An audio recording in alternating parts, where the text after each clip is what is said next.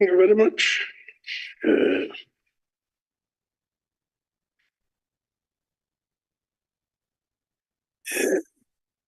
I'll now request delegates to observe a moment of silence for prayer or meditation.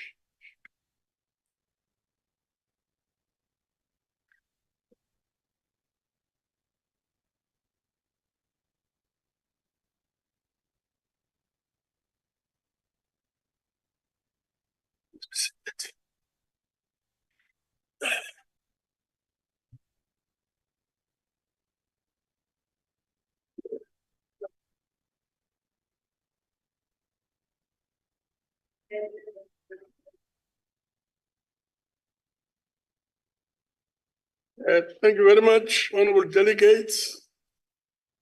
I would like to take this opportunity to announce that a vacancy which occurred in the council owing to the resignation of Honorable Lutuli from KwaZulu-Natal has been filled by the appointment of Honorable Ketiwe Mildred Mutwa. So Honorable Delegate was sworn in today. Recording in progress. Honorable Mutwa, you're welcome. And I trust that your tenure in the National Council of Provinces will be fruitful. Please stand, honorable members, to be acknowledged.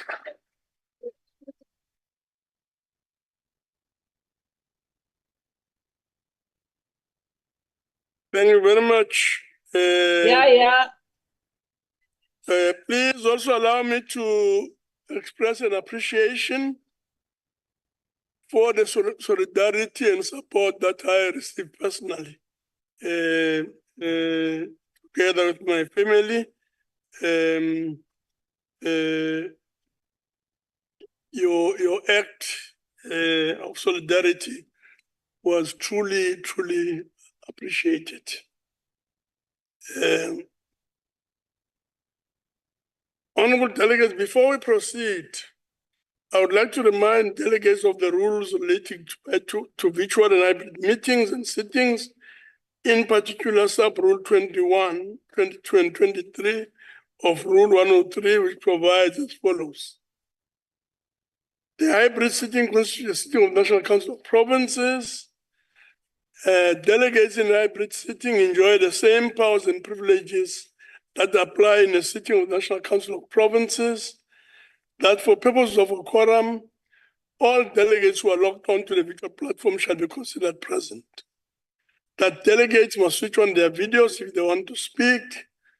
That delegates should ensure that the microphones on the electronic devices are muted and must always remain muted unless they are permitted to speak. That all delegates in the chamber must insert their cards to register in the chamber system. That delegates who are physically in the chamber must use the floor microphones. That all delegates may participate in the discussions through the chat room. In addition, I would like to remind delegates that the interpretation facility is active. Permanent delegates, special delegates, and members of the executive on the virtual platform are requested to ensure that the interpretation facilities on the electronic devices are properly activated to facilitate access to the interpretation services. Permanent delegates, special delegates, and members of the executive in the chamber should use the interpretation instruments on their desks to access the interpretation facilities. Thank you very much. But before we proceed, honorable delegates, I would like to welcome the Honorable Minister of Transport, who's with us today, Honorable Chikunga. The Deputy Minister is present. Honorable Pastor is here. All the Deputy Ministers of Corporate Governance and Traditional Affairs, as indicated, Deputy Minister of Water and Sanitation, the Deputy Minister of Human Settlements, MECs, all permanent and special delegates, and SALGA representatives to the House. Some of the people, of course, are virtual. Having done so, honorable delegates, we now proceed to allow for notices of motion. When the motion sounds, even to yourself, to be a bit long, you must know it's no longer a notice of a motion. So we'll proceed. Anyone wishing to table a notice of a motion? So we'll start this side. Bartlett, and then Honorable Matlatsi.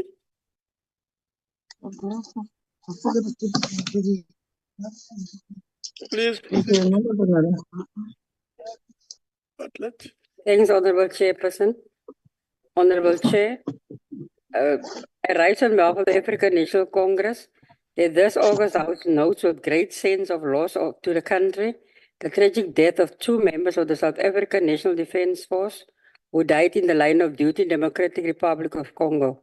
Salute these patriots who died in a foreign land in pursuit of progressive, a free and peaceful Africa. Extend our heartfelt condolences to their families, friends, and colleagues. I so move, Honorable Chair. Much. Honorable Bartlett. Or Malika.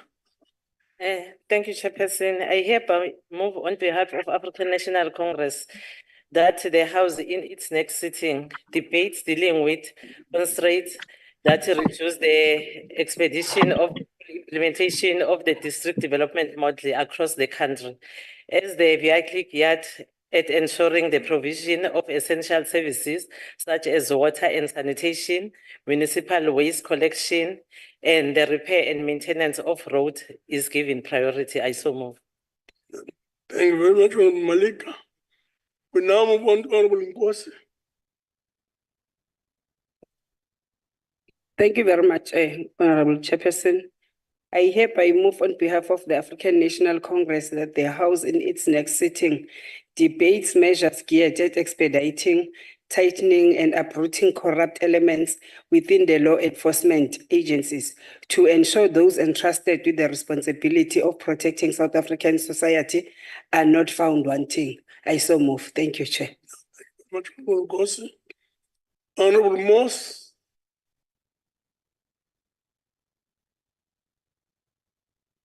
Honorable Moss. She's supposed to be virtual. Now we'll move on to Honorable. Yes, Honorable Chairperson. Okay, please proceed. I hereby move without notice on behalf of the African National Congress that the Council, 1, welcomes the good news that 4 people have been taken in for questioning in connection with the disappearance of the 6-year-old Jocelyn Smith as a first step in the resolving the case. Secondly, notes that the 4 persons being on a point of order. Honorable Moss. Order. That is a motion without notice. The honorable member is wasting our time. If you can just try to be a bit orderly, honorable members. So, Honorable Moss, if your motion is a motion without notice, please wait a bit. We'll come back to you. Honorable Mkause. Thank you, Chairperson of the Council. I move on behalf of the economic freedom fighters that the Council in its next sitting debate the continuous shortages of water in the Northern Cape, particularly in the Sol Plaatje local municipality. I so move. Thank you very much, Honorable Mkause. Any other notice of motion?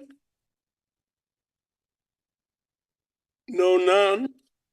We'll then move on to motions without notice.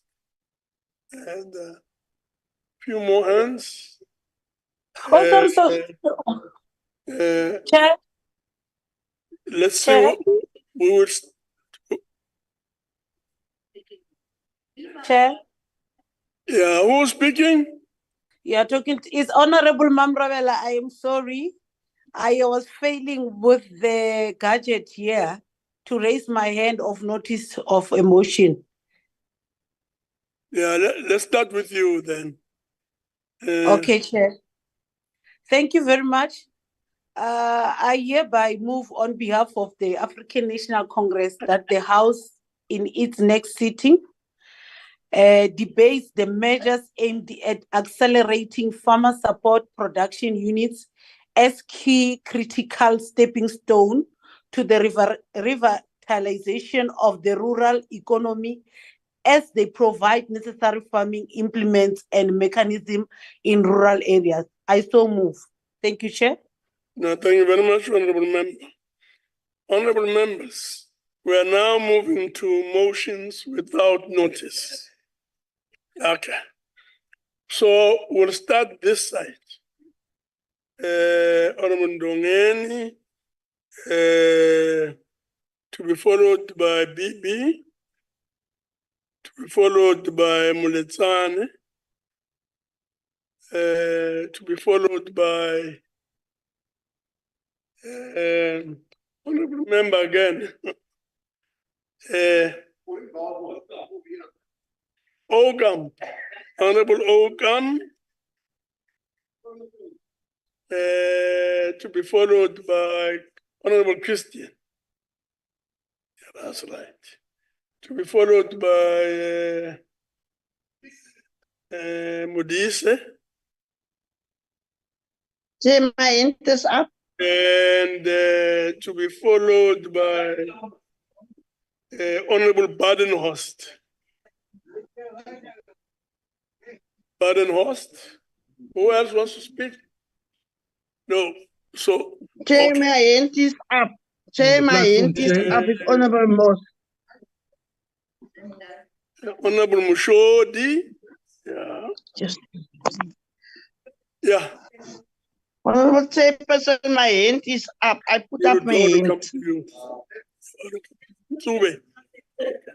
Chairperson, we are also on the virtual platform. Thank you very much. Honorable Chair. Chairperson, I'm on the virtual platform. I put up my hand first.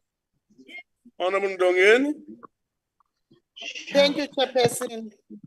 I hereby move without notice on behalf of the African National Congress that the Council welcomes the partnership between the Eastern Cape Department of Rural Development and Agrarian Reformed and the Chris Hani District Municipality, which has resulted in the official handover of a spring water project that will benefit 5 villages in the Manzana administrative area outside NCOP. Note that through the partnership, they managed to accelerate access to clean drinking water in rural communities using the cost-effective rollout of spring water projects in the province, recognizing that about 75 people, including 61 youth, were employed and trained in the project. And in that way, opportunities were created for people to fend for their families. Understands that the Eastern Cape Department of Rural Development and Agrarian Reform uses the district development model to work with municipality to take advantage of more than 250 natural springs in the district to ensure that all the springs will be utilized to bring water to the people. Believe that a total of 757 water taps have been installed in 36 villages across the province, benefiting 8,781 households, including 4 schools, 1 clinic, and 1 youth cooperative, and commends the good work that comes out of this partnership, which is geared at ensuring rural communities have access to clean drinkable water for both consumption and agriculture activities, and hope that these kinds of projects can be spread to other areas. I so moved, Chairperson. Thank you very much, Honorable Ndongeni. Any objection to the motion? And there being no objection, the motion is agreed to. Chair, my hand is up. My hand is up. No, but Chairperson, my hand is up. I'm objecting to that motion. You must Almost just do everything so in the on Eastern time. No, but you must speak. corruption. You must speak. Corrupting. My hand You was must up. speak when you are Dongeni, thank objecting. you very Motion much. cannot be carried Honorable Moss, on record. yeah, will come to you. Thank you very much, Honorable Moss, yes. Chairperson. Yes, Chairperson. I hereby move without notice on behalf of the African National Congress that the House welcomes the good news that 4 people have been taken in for questioning in connection with the disappearance of 6-year-old Jocelyn Smith as a first step in resolving the case. Note that the 4 persons being interviewed by the team of the investigators are 2 men and 2 women, aged between 26 and 34. We recall that Jocelyn, a grade 1 learner at Yasville Primary School in Saldanha Bay, disappeared on Monday, the 19th February 2024 at around 5 p.m. On Sunday, the police confirmed the search for Jocelyn had been expanded with drones and rescue dogs deployed in the area. The city of Cape Town also deployed resources, including its marine unit, services, and K9 unit. Scores of neighboring Hood Watchers community-based organizations and local residents have continued to work around the clock in search of Jocelyn. Therefore, call on the police and the community to do everything in their power to make sure that Jocelyn is found very soon. I so move, Chairperson. Thank you very much. Thank you very much, Honorable Moss. Any objection to the motion? No, there being no motion, this motion is therefore, there being no objection, this motion is therefore agreed to. We'll move on to Honorable Bibi. Thank you very much, Chairperson. Honorable Chairperson, I rise on behalf of the African National Congress that this August House notes with appreciation, 1, the successful arrest of the suspects in the cold-blooded murder of one of South Africa's icon artists, Keman Forbes alias Aka, aka, and his friend Tebelo Tibza Motswane in Durban a year ago. That this arrest demonstrates the improved intelligence and investigative capabilities of the police, and believing that this arrest will send a clear message to criminals that they have no space to hide. Therefore, we congratulate the Provincial Commissioner of Police and his team of investigators of this successful arrest. I so move, Chairperson Baba. Thank you very much, Honorable Bibi. Any objection to the motion? No, there being no objection to the motion is therefore agreed to. Thank you very much. Honorable Mletsane. Thank you, Chairperson. I rise on behalf of the economic freedom fighters that the Council shall note the passing of Siphiwe Mkhonza, who died in the early hours of Tuesday, 5th of March 2024, at his home. The House should further note that the late Siphiwe Mkhonza is a former Kaizer Chiefs and Bloemfontein Celtic defender and also TV analyst affectionately known as Dr. Mnandi. The House should also acknowledge that Mkhonza began his career in 1999 playing for Bloemfontein Celtic and later Ria Stars and Lamontville Golden Arrows and then Chiefs in 2004 and SuperSport United, Maritzburg United, Amazulu and Black Leopard. Further acknowledge that Mkhonza was suffering from a kidney infection for a long time. The House should also recognize that the football fraternity has suffered a great loss, and we will be eternally grateful for his immeasurable contribution on and off the field. The economic freedom fighters send our heartfelt condolences to his family, friends, and soccer fraternity. May his soul rest in peace. I so move. Thank you very much, Honorable Mletsane. Any objection to this motion? And there being no objection, the motion is agreed to in terms of Section 65 of the Constitution. We'll proceed to Honorable Okamp. Thank you, Chairperson. Chairperson, I hereby move on behalf of the Democratic Alliance that this House, whilst remembering the death of Steve Biko, who died while he was detained by the apartheid government, this House mourns the untimely passing under suspicious circumstances at the hands of the Russian Kremlin of Russian opposition leader Alexei Navalny on the 16th of February 2024. Whilst he was detained on trumped-up extremism charges in an Arctic Russian penal colony where he was subjected to cruel and degrading treatment. That this House extends its sincere condolences to Mr. Navalny's widow, Yulia, his daughter, Daria, his son, Zahar, his mother, Ludmila, and the rest of his family, friends, and supporters in Russia and all over the world. I so move. Thank you very much. Any objection to the motion? Objection. There's an objection there. And that being the case,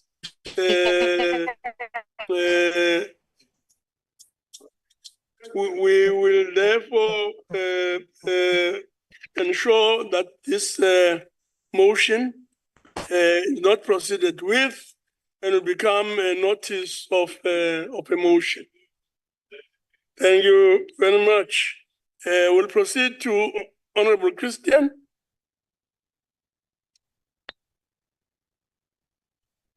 Thank you, Chairperson.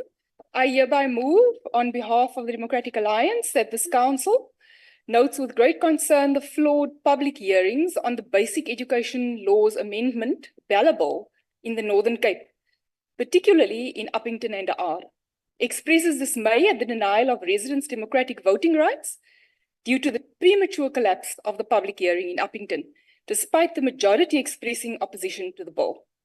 Affirms the importance of transparent and effective public participation in the legislative process, emphasizing the need to uphold the democratic principles of citizens' right to vote and to voice their opinions and actively participate in shaping legislation. Acknowledges that the flawed public participation hearings in the Northern Cape undermines this fundamental principle, and it is therefore imperative that this House ensures that the democratic rights of the residents in the Northern Cape are respected and upheld throughout the legislative process. Calls for a thorough investigation into the circumstances leading to the collapse of the Uppington meeting and urges the Northern Cape Provincial Legislature to provide a detailed report on the matter and the relevant authorities to address these flaws promptly and to take corrective measures to ensure fair and inclusive public hearings in the Bill in the Northern Cape. I so move. Thank you, Chairperson. Thank you very much. An objection to the motion? Or there's an objection? And that being the case, the motion may not be proceeded with and will become a notice of a motion. Thank you very much. Honorable Mundise.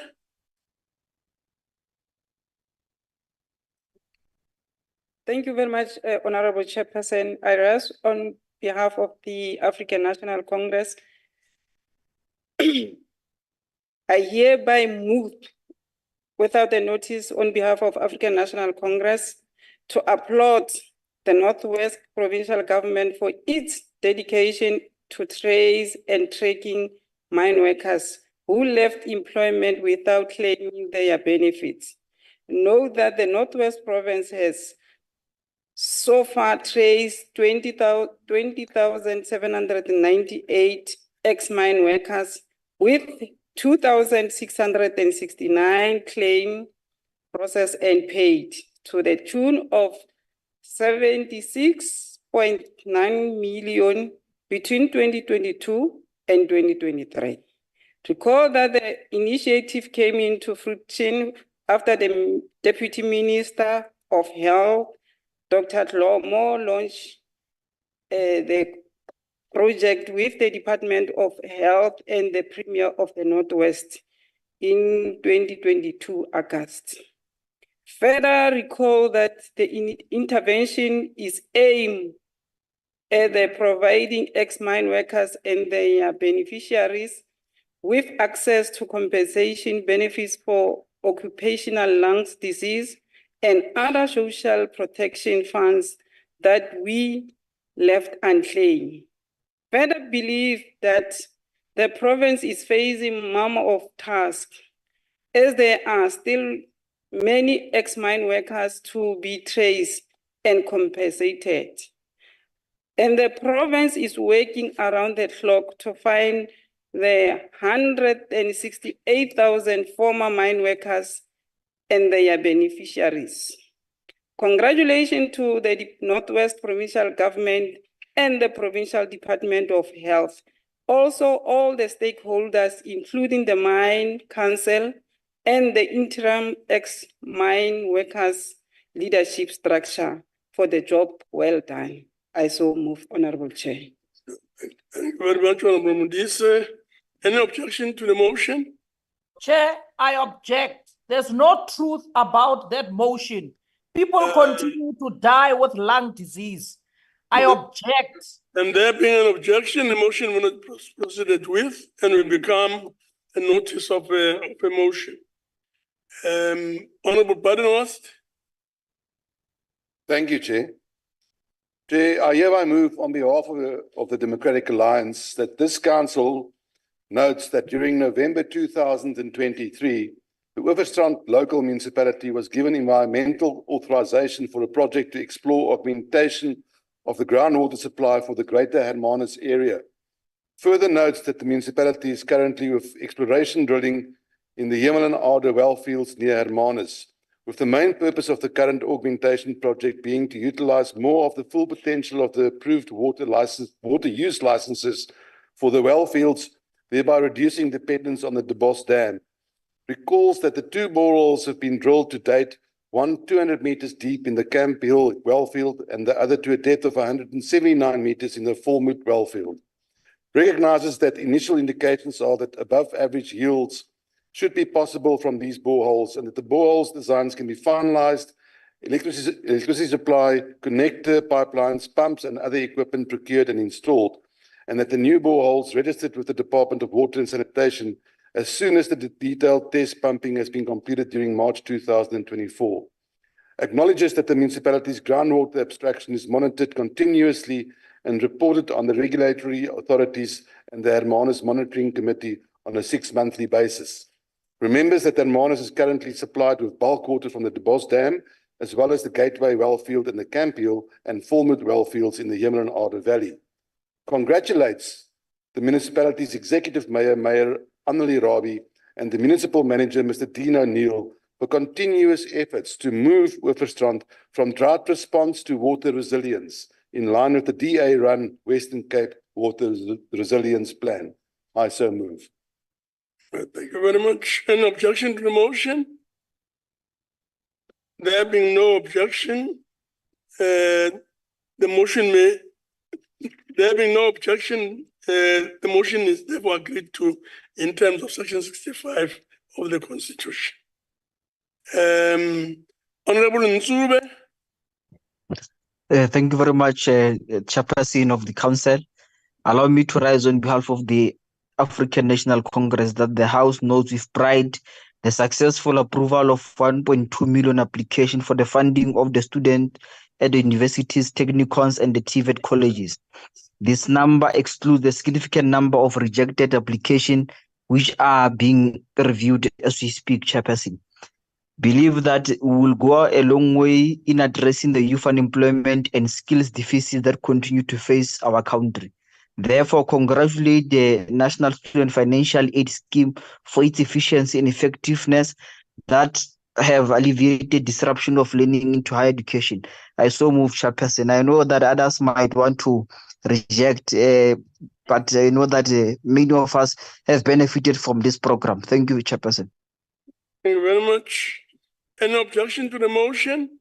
I object, Chair. Blakey Zimbabwe is still not arrested for the corruption in the NF Pass. I object. And there being an objection, the motion will not be proceeded with and will become a notice of a motion. Honorable Shaik. Thank you very much.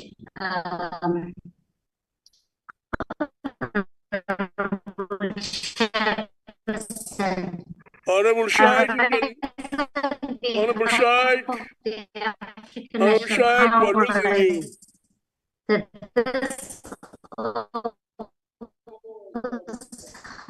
Honorable Shaik, Honorable Shaik, if you can try and speak a bit slower and if possible, move away from where you are.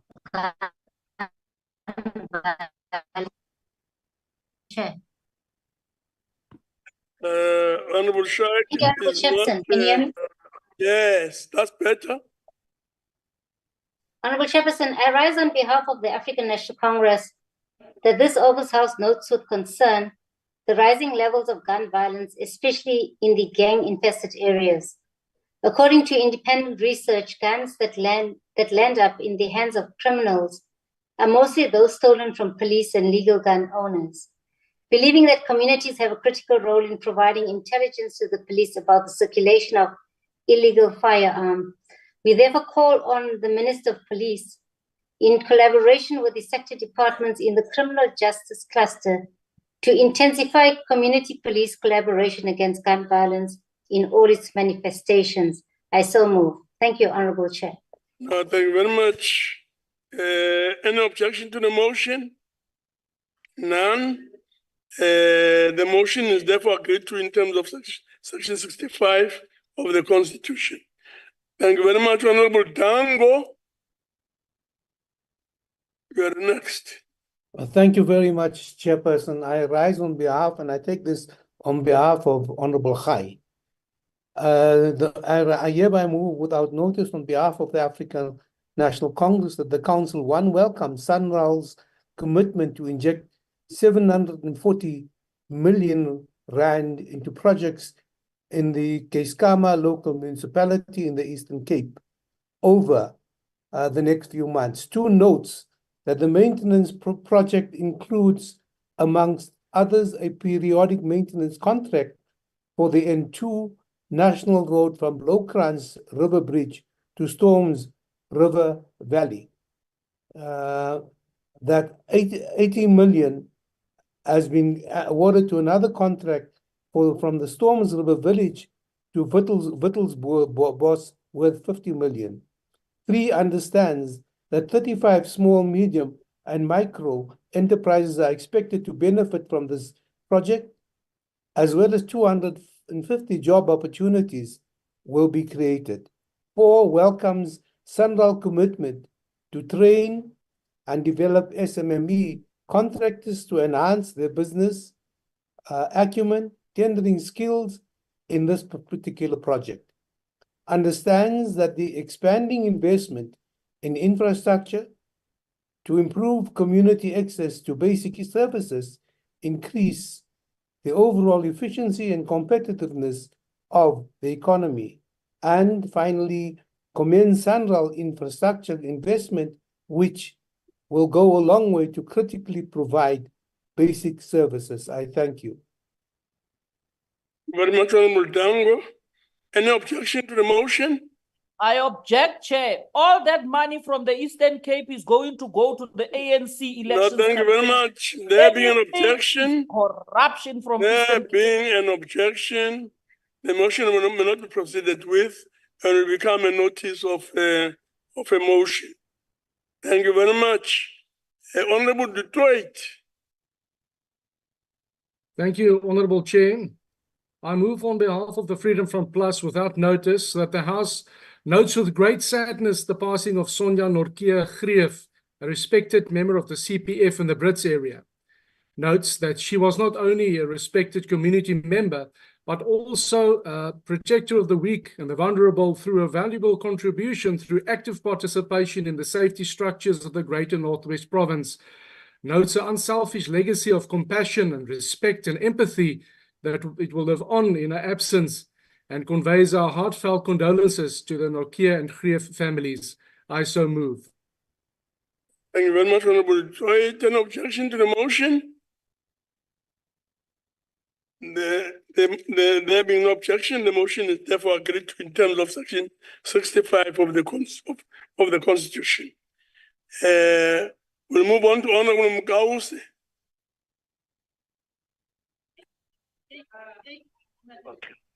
Chair, my hand was up objecting to the motion that you refused us to object. It was not to raise. Do you have a motion or motion of not? no Do you have a motion or not? You must speak. Shut up. I was objecting to the motion that you refused, Chairperson. And I want to put it here on record that we are taking you to the Ethics Committee. So you don't have issues to speak For on. always ruling in You favor don't have of the issues to speak ANC and on. not being partial. We are taking you to the Ethics Committee, Chair. No, you must be muted. Thank you very much, honorable members. We'll now move on to the first order. Chair. We'll proceed to the first order. Chairperson. Yes. Yes. Ga gona gore ka re kone ka timiwa kgotsa tata motho omeletse. Yeah, ga utlwa be. Ga gona gore kone ka fokotsa kgotsa timiwa nna ke omeletse ka nnete. Okay, the aircon situation is being attended to. Thank you very much. We'll now move to the first order. Consideration of a report of Select Committee on Education and Technology, Sports, Arts and Culture, Global Convention on Recognition of Qualifications Concerning Higher Education, tabled in terms of Section 231(2) of the Constitution 1996, and the explanatory memorandum to the Global Convention on the Recognition of Qualifications Concerning Higher Education, dated the 6th of December, 2023. I now call on Honorable M.E. Nchabeleng, Chairperson of the Select Committee on Education and Technology, Sport, Arts and Culture, to present the committee report. Honorable Nchabeleng. Thanks, Honorable Chairperson, honorable members. The Department of Higher Education and Training briefed the Select Committee on Education and Technology on the Global Convention on the Recognition of Qualification Concerning Higher Education, tabled in terms of Section 231(2) of the Constitution 1996. The Global Convention, the first United Nations Higher Education Treaty with a global scope, aims to facilitate the movement of students, academics, lecturers, and researchers worldwide. It provides a global platform for collaboration amongst national authorities to improve tools and practices for the recognition of higher education, of higher qualifications. South Africa supports the objectives and principles of the Global Convention, aligning with its commitment to international cooperation, mobility, and the equitable recognition of qualification. The strategic focus of the convention in South Africa is in harmony with international and regional policies, including the United Nations 2030 Agenda, the Addis Convention, the SADC Protocol on Education and Training, and the National Development Plan. South Africa emphasizes the importance of fostering trust, promoting quality assurance, and ensuring inclusive access to higher education through the recognition of qualifications. The implementation of the Global Convention in South Africa involves well-established mechanisms and tools for the recognition of foreign qualifications, including mutual recognition agreements, evaluation services, and verification processes. The country also has policies in place to support international students, such as the policy framework for internationalization of higher education. As of 15 May 2023, Chairperson, the Global Convention has received 22 ratifications and entered into force on the 5th of March 2023. With this advanced national qualification system, South Africa plays a proactive role in recognizing foreign qualification and recognizing academic and promoting academic mobility. UNESCO reports that in November 2019, the Global Convention was adopted by the 40th session of the UNESCO General Conference, thereby becoming the first United Nations treaty on higher education with a global scope. UNESCO emphasizes that the Global Convention establishes universal principles for fair, transparent, and non-discriminatory recognition of higher education qualifications. For students, the benefits as reported by UNESCO are that the Global Convention will mainly benefit those who are seeking the recognition of their qualification in another country or region. This is to either access or continue higher education or enter the labor market. For countries, the benefits as reported by UNESCO are that it will be a strong instrument to prevent brain drain, since these countries are engaged in establishing mechanisms to facilitate the recognition in their countries of qualifications obtained abroad. Facilitate the return home of academic diasporas who have obtained their qualifications abroad. Provide platforms for national authorities to collaborate across borders and regions to develop better tools and practices for the recognition of higher education qualifications. Honorable Chairperson, the Select Committee took note of the Global Convention and supports the deposit of an instrument of ratification, recognizing the significance of international cooperation in higher education and the promotion of transparent and equitable recognition practices. Some of our reasons for supporting this convention include addressing the challenge of local students who have completed foreign qualification to return to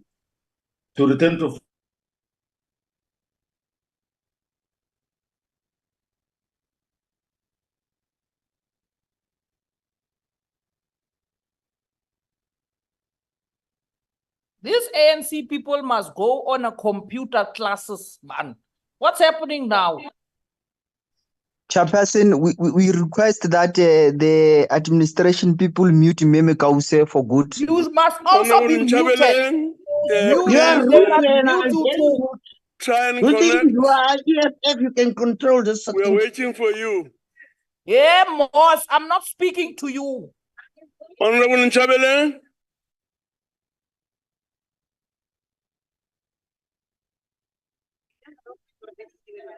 Honorable Nchabele.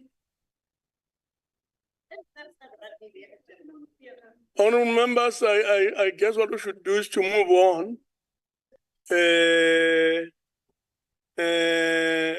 And I now put the question.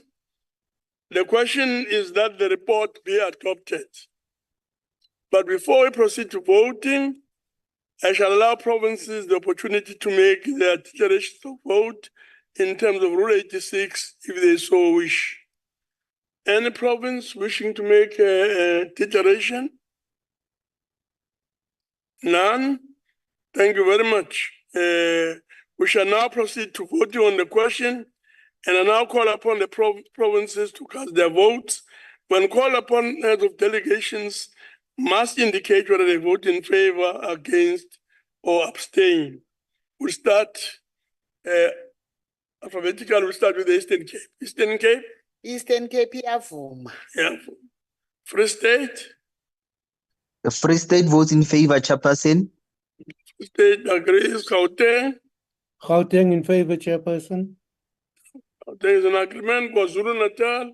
KwaZulu-Natal yaweseka umbiko sihlalo. Thank you very much. Limpopo? Limpopo support in favor. Limpopo supports. Thank you very much. Mpumalanga? Mpumalanga support, Chair. Mpumalanga supports. Northern Cape? Northern Cape supports, Honorable Chairperson. Northwest? Bokoni Bophirima ba e amogela modulasetulo. Amogela. Western Cape? Western Cape supports, Chair. Western Cape supports. Now voting is now closed. All the 9 provinces have voted in favor. I therefore declare the report adopted in accordance with Section 65 of the Constitution. Thank you very much. We'll then proceed to the second order.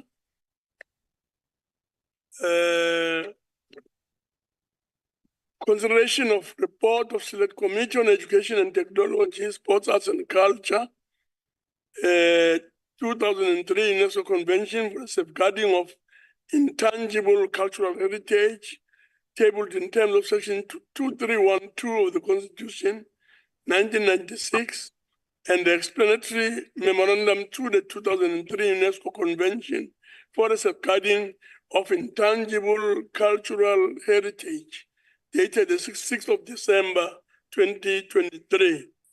And now calling Honorable Nchabele, Chairperson of the Select Committee on Education and Technology, Sports, Arts and Culture, to present the committee report. Honorable Nchabele. Thanks a lot, Honorable Chairperson and members in the House. The Department of Sports, Arts and Culture briefed the Select Committee on Education and Technology, Sports, Arts and Culture on the agreement with the 2003 United Nations Educational, Scientific and Cultural Organization, UNESCO Convention, which provided for the safeguarding, preservation and promotion of intangible cultural heritage, popularly referred to as ICH, tabled in terms of Section 231 to subsection 2 of the Constitution 1996. As an oversight body over the department, the committee was requested to deliberate and support this agreement. Studies have argued that safeguarding of intangible cultural heritage is vital, specifically as there is a downside to this dynamic and innovative notion of globalization, which manifests itself in the marginalization of poor countries and their people. Some even argue that investment may be required to redress the historical imbalance of cultural recognition on national lists and deliberate downgrading of indigenous cultural forms in the past. That has happened in the past. Some communities might need assistance to identify lost information and restore the socio-economic condition necessary for the maintenance or revival of their heritage. Some even argue that investment may be required to redress the historical imbalance of cultural recognition on national lists and deliberate downgrading of indigenous cultural forms in the past. Some communities might need assistance to identify lost information and restore the socio-economic conditions necessary for the maintenance or revival of their heritage. In countries such as Australia, some sacred information from indigenous communities have been compiled into a database by a project run by indigenous people who control access to the information by outsiders. The UNESCO argue that intangible cultural heritage must be relevant to each community, continuously recreated and transmitted from one generation to the other. The identified problem is that certain elements of intangible cultural heritage could die out or disappear without help. Therefore, safeguarding intangible cultural heritage, according to UNESCO, is about the transferring of knowledge, skills, and meaning. Honorable Chairperson, what we currently lack in the protection in heritage legislation for intangible heritage not associated with objects and places, as we already have some mechanism in place for safeguarding language and indigenous knowledge. Safeguarding intangible heritage is difficult to achieve within the framework of traditional heritage management of tangible heritage assets. The department states that part of the reason for this agreement was the realization that a significant part of it was under threat of deterioration, disappearance, and extinction. And the convention obliged state parties to identify, define, and devise appropriate measures for its preservation and encourage countries to adopt legal, technical, administrative, and financial measures to safeguard and promote ICH. The convention also promotes regional, continental, and international cooperation. Key features of the convention are that state parties must keep an updated representation list of ICH of humanity, and where applicable, a list of ICH in need of urgent safeguarding. The strategic and effective management of South Africa's living heritage has the potential to promote social cohesion and nation building. The Bill of Rights provides rights to cultural, religious, and linguistic communities to enjoy their cultural practices and affirmed that government was committed to the cultural, social, and economic upliftment and well-being of all people without discrimination. Honorable Chairperson, the white paper on arts, culture, and heritage emphasizes the importance of heritage in redressing historical inequalities, poverty eradication, employment growth, and sustainable development. The 2003 UNESCO Convention was explicit that its implementation should take place in the context of participation by communities, groups, and non-governmental organizations. Some of the advantages that will accrue on ratification to the convention was that the country will be party to the sharing of international expertise and best practices, and it will intensify regional cooperation and integration on cultural matters.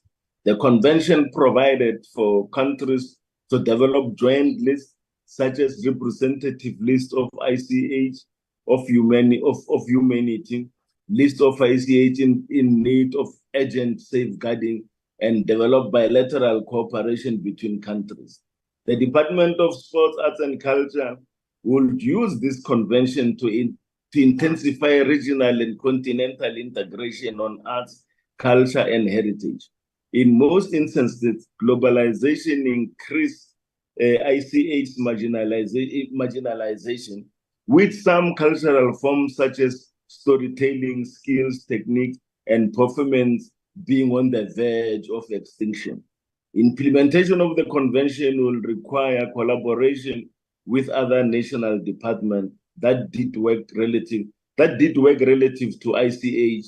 For example, the National Policy on Indigenous Knowledge System, IKS, the National Policy Framework on Traditional Governance, and the National Framework Policy on Traditional Medicines.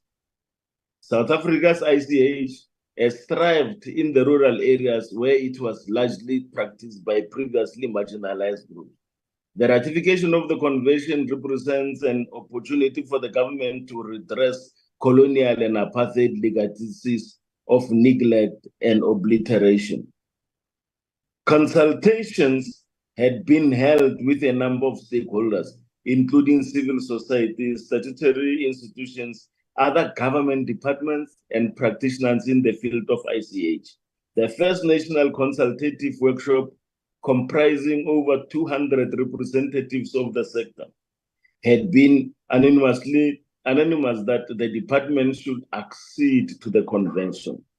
The workshop encouraged the government to move faster in the safeguarding, preserving, and promoting ICH. Legal opinion on the consistency with domestic and international law and obligations have been obtained from the state law advisors. The status was that the ratification of the convention had been approved by cabinet. It had been submitted to the two houses of parliament and shared with the Portfolio Committee on Sport, Arts and Culture, where it had been adopted. And today, we would like to call for this House for this House to agree and support the NCOP's adoption of this convention. I thank you, Chair, and I so move. No, thank you very much, Honorable Nchabeling. I now put the question. The question is that the report be adopted. But before we proceed to voting, I shall allow provinces opportunity to make their declarations of vote in terms of Rule 86, if they so wish. And just as a reminder, maximum 3 minutes allowed per declaration. Any province wishing to make a declaration? None? Thank you very much. We shall now proceed to voting on the question. And I now call upon the provinces to cast their votes. When called upon to do as of delegations, must indicate whether they vote in favor, against, or abstain. We'll do so alphabetically. We'll start with the Eastern Cape. Eastern Cape iyavuma, Chair. Eastern Cape agrees. Free State. Free State votes in favor, Chairperson of the Council. Free State votes in favor. Gauteng. Gauteng agrees. Gauteng agrees. KwaZulu-Natal. KwaZulu-Natal was kumbiko. Agrees. Limpopo. Limpopo vote in favor, Honorable Chairperson. Votes in favor. Mpumalanga. Mpumalanga vote in favor. Vote in favor. Northern Cape. Northern Cape vote in favor, Honorable Chair. Northern Cape agrees. Northwest. Kokoni Bupirima ba ya amogela modula setulo. Amogela no Western Cape. Western Cape will support, Chair. Western Cape supports. Voting being closed. 9 out of 9 provinces voted in favor. I therefore declare the report adopted in accordance with Section 65 of the Constitution. Thank you very much. We will now proceed to the third order. Consideration of Provincial Week Report, 11 to 15 September 2023, with the theme Building Viable Provincial and Municipal Infrastructure for Effective Delivery of Services to Communities. Announcement tablings and committee reports, 15 November 2023, page 5. I now call upon Honorable Sylvia Lucas, Deputy Chairperson of the National Council of Provinces, to open the debate.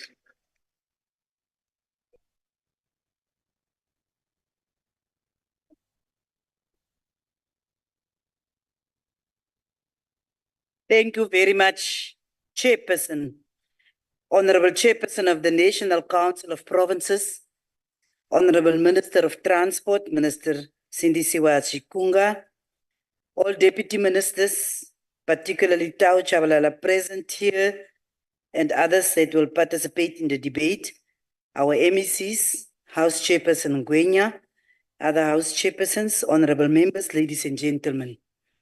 For me, it is indeed an honor to be able to initiate the debate on one of our flagship programs as the Council. Government defines itself as an interventionist developmental state, which uses the bureaucracy and its resources as a significant facilitator of growth and development. Our perception of development embodies social justice in ensuring that the benefits of economic growth are distributed in a reasonable, equitable manner amongst the country's regions and people, and that development is people-centered and people-driven. Since 1994, the country has made significant progress in building the structures of a democratic state. The composition of the public service and local government has been transformed to better represent the entire population. Over the past 30 years of our democracy, government has introduced a vast array of legislation, policies, and programs to achieve the vision of a better life for all. We have introduced many public sector reforms to create an efficient, effective, development-oriented, people-centered public sector to serve all the people of South Africa. The foundations of a capable state have been laid. However, there are major concerns about weaknesses in how these structures function, which constrain the ability of the state to pursue key developmental objectives. Since the adoption of the National Development Plan in 2012 and the subsequent 10-year review of progress made in implementing the priorities of the National Development Plan, a deliberate focus has been placed on addressing planning disjunctures across the broader state machinery. As we conclude the business of the sixth dispensation, it has become clear that Parliament's oversight machinery role must be deliberately strengthened so as to enable the effective implementation of South Africa's key transformation priorities. Honourable members, the National Council of Provinces Provincial Week took place from the 12th to the 15th September 2023 under the theme, and I quote, "Building viable provincial and municipal infrastructure for the effective delivery of services to communities," close quote. The Provincial Week provided an opportunity for us to assess the progress that has been made in implementing the executive undertakings from prior engagements while obtaining first-hand information on the state of infrastructure delivery in the provinces, as well as to discuss difficulties and progress that have been encountered. Throughout the provinces, it became clear how disruptive and hazardous the construction mafia's actions can be when they deliberately obstruct the completion of infrastructure projects, particularly when they masquerade as local business forums. According to estimates, the country's lost balloons from these disruptions in 2020 came to 40.7 billion. Reports that municipalities lack the ability for project planning, including grant administration and spatial planning, were further validated by the National Council of Provinces Provincial Week. Municipal debt to ESCOM, government departments and water boards is also ballooning. Most municipalities are facing liquidity crises. Furthermore, at the end of the 2020 financial year, there were liquidity shortfalls of 51 billion for the country's largest 113 municipalities. This has also affected the country's 8 largest metros, the engine of the country's economic growth. In relation to the operations and maintenance of critical infrastructure, we also found that for some time, municipalities have underinvested in the repair and maintenance of capital assets, nowhere near the required norm of 8% of property, plant and equipment. Many municipalities do not have the capacity to successfully utilize grant funds. In the Northwest Province, for instance, it was reported that 8 local municipalities lost a portion of their municipal infrastructure grant allocation in the 2022-23 financial year, amounting to a total of 163 million due to slow progress. Furthermore, capital grants have not been used for purposes for which they were intended due to a lack of technical skills. Corruption has also been a driver of political instability in a number of metros and municipalities, causing administrative disruptions and the decline in service delivery performance. Honourable members, despite many challenges facing local government, we are happy with the announcements made by the National Department of Cooperative Governance and Traditional Affairs of recruiting a total of 103 built environment professionals, engineers, and town and regional planners placed across all 9 provinces to provide technical support to municipalities on infrastructure development, as well as building a skills pipeline for local government. MISA has commenced with the establishment of a design office to reduce reliance on consultants for professional services. As the NCOP, we further commend MISA for collaborating with the University of Cape Town to assist municipalities with reliable sources of infrastructure planning, budgeting, and evaluation of expenditure. We also welcome the placement of artisans to dysfunctional municipalities to assist with operations, repair, and maintenance. We further welcome the initiative by MISA of reducing the electricity demand by implementing the energy efficiency demand side, replacing high electricity consuming bulbs with LEDs on municipal streetlights and some buildings. This will be achieved through the implementation of the energy efficient demand side management grant that is being administered by the Department of Minerals and Energy. As legislators, we need to improve our oversight machinery towards the implementation of processes as sanctioned by the Constitution to assist and support local government as guided by provisions such as Section 139 of the Constitution. The Municipal Systems Amendment Act of 2022, which was assented into law by the President in August 2021, and the Municipal Structures Amendment Act of 2021 is an attempt to improve municipal governance. Its implementation is crucial if we are to address some of the challenges facing local government. As legislators, we will need to review policies and legislation governing local government and to address the one-size-fits-all approaches by enabling municipalities to focus on functions that are suited to their different sizes and capabilities. Intergovernmental relation structures must be tasked with addressing the forces undermining the local government system. And the intergovernmental relation structures must meet regularly and be effective in supporting the whole local government system. As the legislative branch, we bear the duty of accelerating the development of our society by fostering cooperation, coordination, and collaboration as the essential components for guaranteeing responsible, logical, and efficient governance. As the National Council of Provinces' sixth administration is coming to an end, we call upon the select committees of the NCOP in the seventh administration to monitor and track the National Planning Commission's resolution relating to the integration of the NDP into the National Infrastructure Plan in order to enhance the coordination of infrastructure investment as well as speeding up the implementation of investment. The task team that has been established and will complete studies on energy, water, and digital infrastructure. It is important that as committees, we follow and monitor work done in the specific space. Parliament, through its committees, must also hold National Treasury accountable, including the Department of Cooperative Governance and Traditional Affairs, for the development of a framework to guide accountability for indirect infrastructure grants. The seventh Parliament should also strengthen and institutionalize three-sphere planning and quarterly oversight agendas to ensure three-sphere synergy and implementation around development plans, as guided by transformation priorities in the National Development Plan, Provincial Growth and Development Strategies, IDPs, and LEDs. The framework should identify accountability lines, frameworks, and mechanisms, including enforcement mechanisms, and spell out the consequence for undermining such accountability arrangements. In the seventh administration, government should consider developing a common framework to guide provinces in their oversight and support role towards the delivery of basic services. We can't continue with a government that said, with local government that said, we are an independent sphere of government, whilst they are really not delivering on the developmental objectives that is said there. The adoption of the district development model by the sixth administration is a step in the right direction. However, the seventh Parliament will have to ensure that the model is implemented and strengthened by the seventh administration.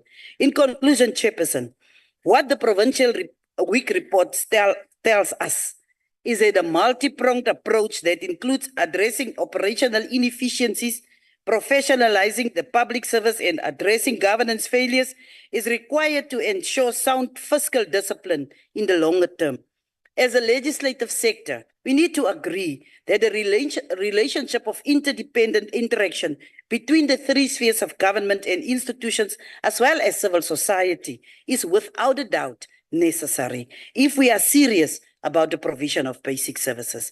We thus call on the legislative sector to be vigilant by meticulously monitoring and evaluating progress made towards the implementation of shared objectives.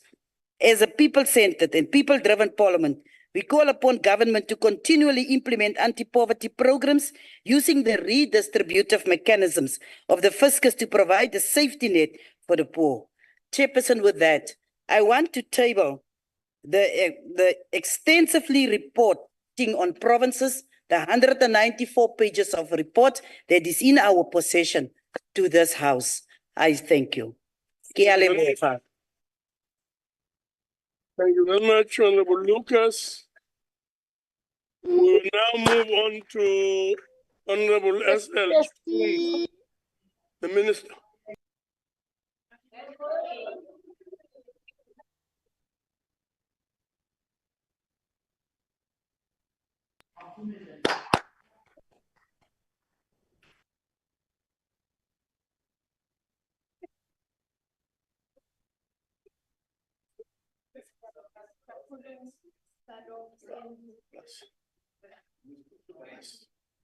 Oh, thank you. Ngiyabonga kakhulu sihlalo wendlu ubaba uMasondo. Ngibingelele uDeputy Minister ilungu ubaba uBackstow, amalungu ahloniphekile alendlu sishaya mthetho, special delegates of provinces, fellow South Africans. Ngithanda ukubonga kakhulu ithuba esinikezwe lona ukuthi namuhla sizokhuluma ngenqalasizinda yakwa transport. Iyo le esicabanga ukuthi i-important ukuthi sikhulume ngayo. You'll agree that to provide a true account on the progress of transport infrastructure development in South Africa, to better the lives of our communities, history must be consulted. In 1994, South Africa had 43 million people. The apartheid state had made excessive investment in infrastructure that served mainly 5.6 million minority and maintained the apartheid state, thus neglecting 37.4 members of the population. History tells us that when the government of apartheid made these choices, consumption expenditure on education, healthcare, housing, municipal services, and welfare for the majority of the population was sacrificed to facilitate the development of infrastructure for a privileged minority, an extractive economy, and a security state. These poor fiscal choices contributed to the poverty and inequality subsequently faced by the democratic state and which are still being addressed to date. The historical account of before 1994 says the majority of 37.5 million South African citizens transitioned into a new democratic dispensation with the government of the ruling party inheriting social infrastructure in a poor state, under-maintained and ill-equipped to serve a modern, changing economy helmed by a development met with segregation and spatial divide, coupled with disintegrated transport infrastructure. This meant that the 37.5 million South Africans did not have any access to economic opportunities or social spaces and services. And remember that this figure continued to grow. The truth is that the deliberate disinvestment by the apartheid regime post-1976 also meant that the state of infrastructure could not support faster diversified economy. The new democratic government set about reversing the declining post-1976 investment trend, correcting the imbalances of the infrastructure sector, and embarking on reconstruction and development.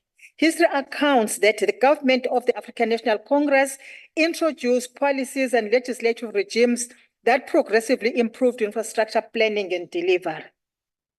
This led to rapidly growing economy, growing prosperity, and growing utilization of infrastructure by many more people that the infrastructure was designed for, resulting in new demands for road, rail, port, water, electricity, and telecommunication infrastructure. There was a need for greater economic infrastructure investment while still continuing to address apartheid era backlogs in housing and social infrastructure. The balancing of these competing needs was not easy. In some areas, it led to underperformance, lack of maintenance, whilst in others, we have exceptionally done well. Can I also proceed to say we have increased the focus on budgeting for infrastructure projects and programs by national government, but also new infrastructure grants have been introduced at provincial as well as local spheres of government. We have instruments like the National Infrastructure Plan, giving effect and detail to NDP mandates on infrastructure. And honorable members, I love history because it has no blank pages. Can I come to roads? Our roads remain one of our most valuable economic, social, and cultural assets, and thus form part of our heritage. South Africa, as you will know, possesses 750,000 kilometer road network, which puts us at number 11 in the world in terms of the length. Also, we possess 159,000 kilometers of paved roads, which puts us at number 19 in terms of the length of the paved roads in the world.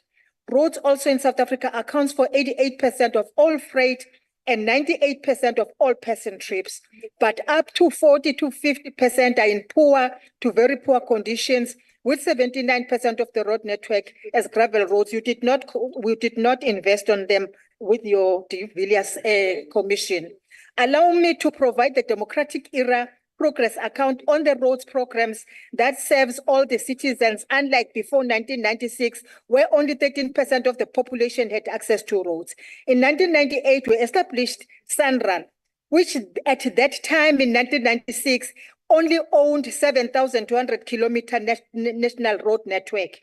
30 years later, SANRAL is now owning 24,384 kilometers, which means we have actually added to SANRAL network 17,184 kilometers. Just in the current financial year to date, already SANRAL will be investing 22 billion rand in construction and maintenance of roads. 1,641 kilometers of roads have been resurfaced and 108 kilometers reconstructed. And of course, in the process, we have created jobs of 20,257. And in addition, SANRAL has announced that it will shortly be injecting 28 billion rand into construction and industry. You will be aware of projects such as Mtendum Sikaba, Bridges, Moloto Road, Musina, N2, Huguenot Tunnel that we are also upgrading. This also is going to create many jobs that will require. Going forward, SANRAL will actually be investing on projects valued at 230 billion rand, which will create 123,800 jobs. And these will be full-time jobs that will add on what the president announced in the manifesto of the ruling party. We are also ensuring that our roads are maintained to the extent that they are trafficable.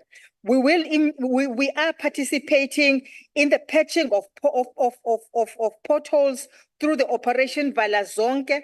We also have actually encouraged provinces to transfer some of the roads to the national, to SANRAL, so that they are better managed. We also have actually spoken to the private sector through the Adopt a Road campaign, and many of them have already adopted some roads and they are maintaining them. We're also introducing nanotechnology solution, which we believe is cheaper, but also it's going to make even our gravel roads trafficable. We have also introduced apps that allow our community members to report potholes, but also enable us to monitor and to see whether potholes are being repaired. We therefore are indeed ensuring that our road network is trafficable, but also coming to other form of, mode of transport. We established a state-owned company 10 years ago called PRASA. And PRASA is responsible for the provision of passenger trains. In 2010, PRASA announced that it is going to embark in the replacement of rolling stock, upgrading the signaling, but also ensuring that corridors are improved. I'm proud to announce that before COVID-19 that came and actually made it impossible for PRASA to continue with the project. But now we have recovered 28 corridors out of 40 corridors that were operated by PRASA. And by the end of this financial year, that is the end of this year, we will be operating, or will have recovered 32 corridors. That means that we will actually be providing services to Tembisa, to Centurion, to Jimiston, to Malukazi, to Kwamashu, to Lamontville, to Philippi, to Kayelicha. And these are projects that are run by PRASA. We're also embarking on signaling projects, but also we are embarking on upgrading the stations. As Department of Transport, we're also ensuring that we do provide and improve the public transport. If you see the IPTNs that you see in some of the provinces, if you see those buses that are labeled as Ria Vaya, My City in Cape Town, Arieng in Swane, George in George, Lipongoleti in Nelson Mandela, these are National Department of Transport flagship projects, and we give them money They don't belong to those provinces. We are ensuring that these happen and they happen as soon as possible. But also as the Department of Transport, working together with the provinces, we are also ensuring that we empower the taxi industry because it does provide public transport and it accounts for at least 70% of commuters in South Africa. Through the tax recapitalization program, to date, from a target of 135,894 all taxis, we have scrapped a total of 83,713 taxis. And of course, we have spent 5.9 billion rand, which is the money that we have actually given to the taxi owners. When it started, we were actually scrapping each taxi by 55,000 rand. Today, we are scrapping it at 151,000 rand, and this increases 151,000 rand, and this increases every year by CPI. And therefore, there is some work that is happening. The taxi broad-based ownership structure, where the taxi also will be owning 60% of the taxi scrapping entity, is already up and running. And this means that taxi industry will also be owning the company where it will be at the 60% shareholder. We're also ensuring that we provide a 24-hour service centers at our taxi ranks. Also, we have erected container retail solutions and formalization of automated fare collection. It is actually happening. So yes, there is some good job that is happening. Yesterday, we announced quite a number of projects. As of the NCOP aviation infra, we were talking about the international airports that are owned by AXA. Here in Cape Town, siyeza sizolungisa khona eThekwini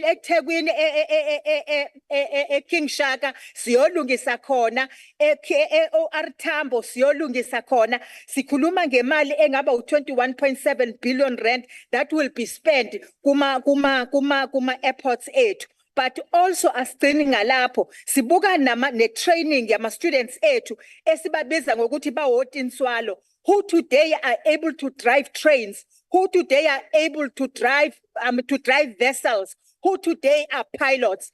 And these are the things that never happened for our people. They were reserved for them. And that is why they are making a lot of noise. But our people today, young people, Fakute is a driver of the train, is Timela Setu. Asisayu kuyofuna bona. That is why bekhala bememeza bekhewula. We will continue to do the work. We will continue to ensure ukuthi abantu bethu are benefiting. We will continue to ensure ukuthi abantu abebengekho kuma skills akhona today baya participate kulokho. We were just in Durban, we're everywhere.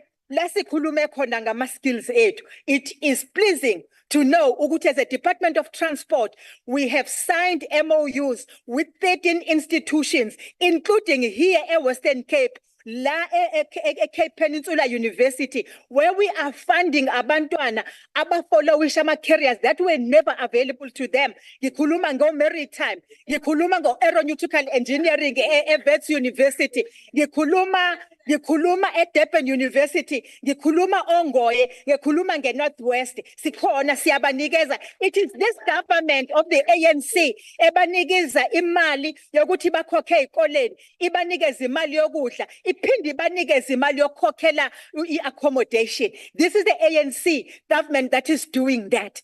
It was never done before. Many of us who are seated here did not have those opportunities. And that is why the people of South Africa will know the government that stood with them and ensured that they benefit, and not them, and not those who shout today like they've ever done anything. The infrastructure that we are talking about, abamemeza ngayo, they never maintained it. I never had a road in my area. I never had a school in my area. We have roads today. We have schools today. We are trying to maintain those thanks to the government, Yabantu, because it is able to do for the people of South Africa with all the challenges that we're facing and the demands that are there. But we'll continue to do that. And the people of South Africa know. And that is why they're going to come out in their numbers and say, asikwazi ukubuyela eGibhithe. Saphume ebugqileni. Asikwazi ukuya eGibhithe futhi. I thank you very much.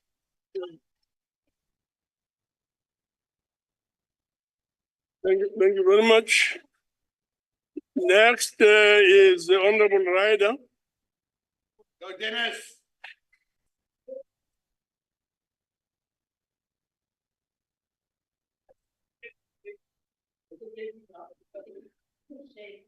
Thank you, Chairperson.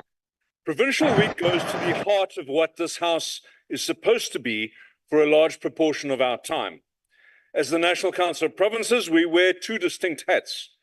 Wearing the first hat, we play a senatorial role on Section 75 bills, and wearing the second, we focus on provinces when it comes to Section 76 bills.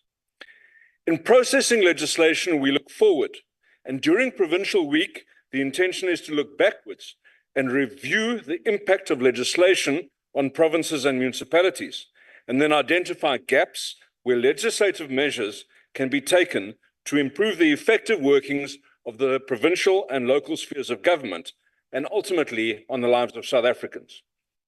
It is this legislative focus that should be driving the agenda of the NCOP programming and planning teams when putting together the programs for Provincial Week and Local Government Week.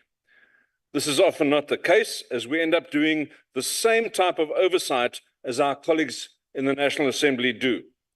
We cannot be a better National Assembly than the National Assembly.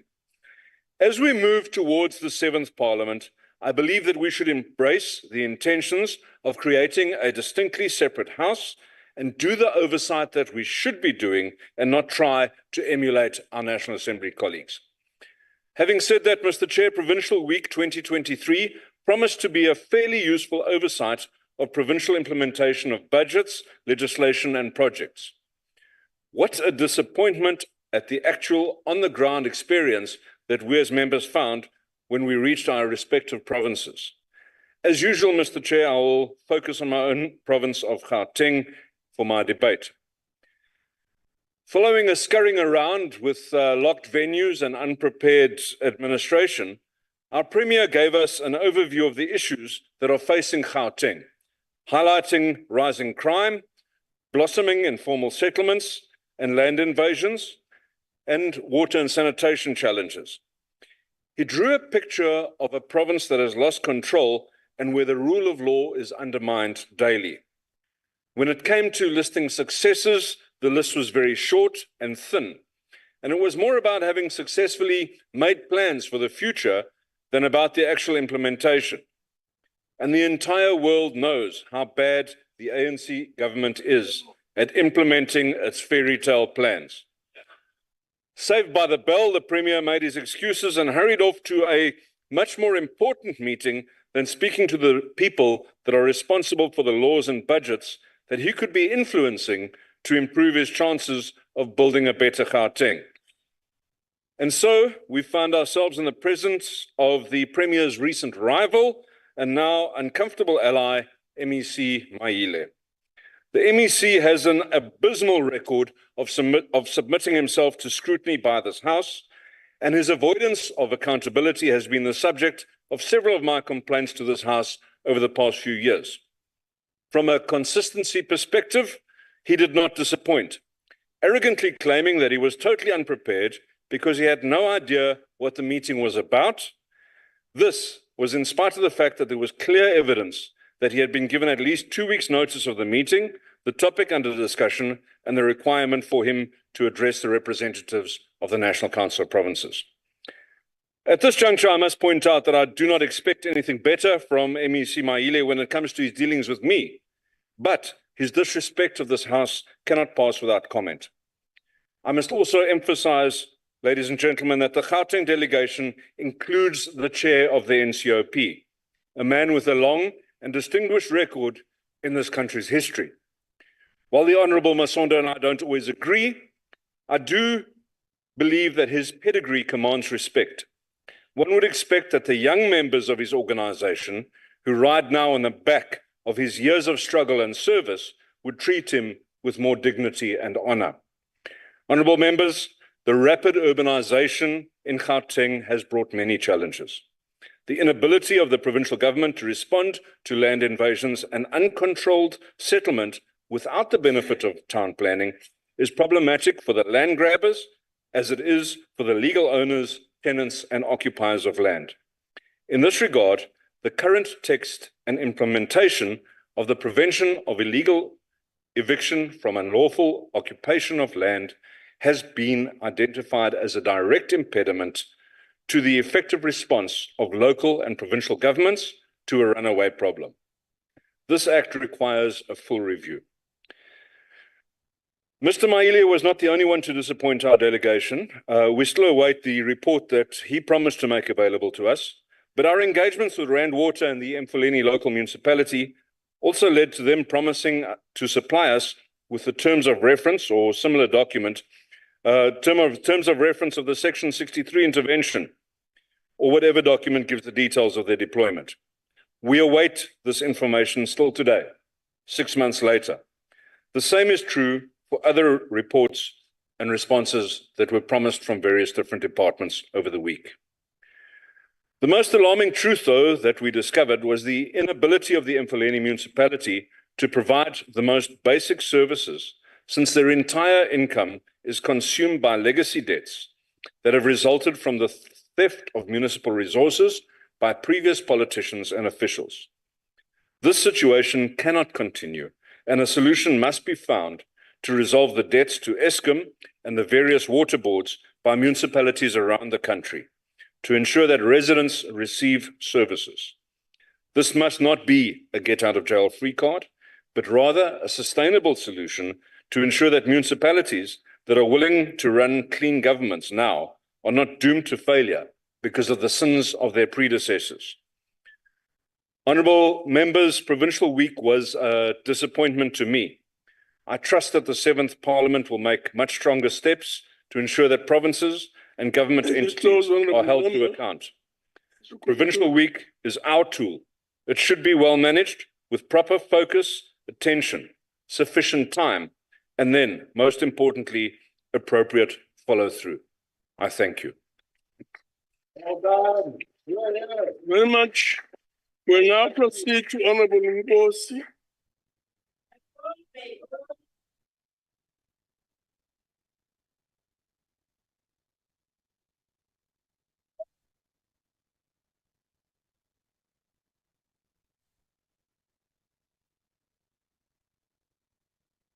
Thank you very much, Honorable House Chair. Greetings to the Minister and the Deputy Ministers that are here, all members present in the House and on a virtual platform.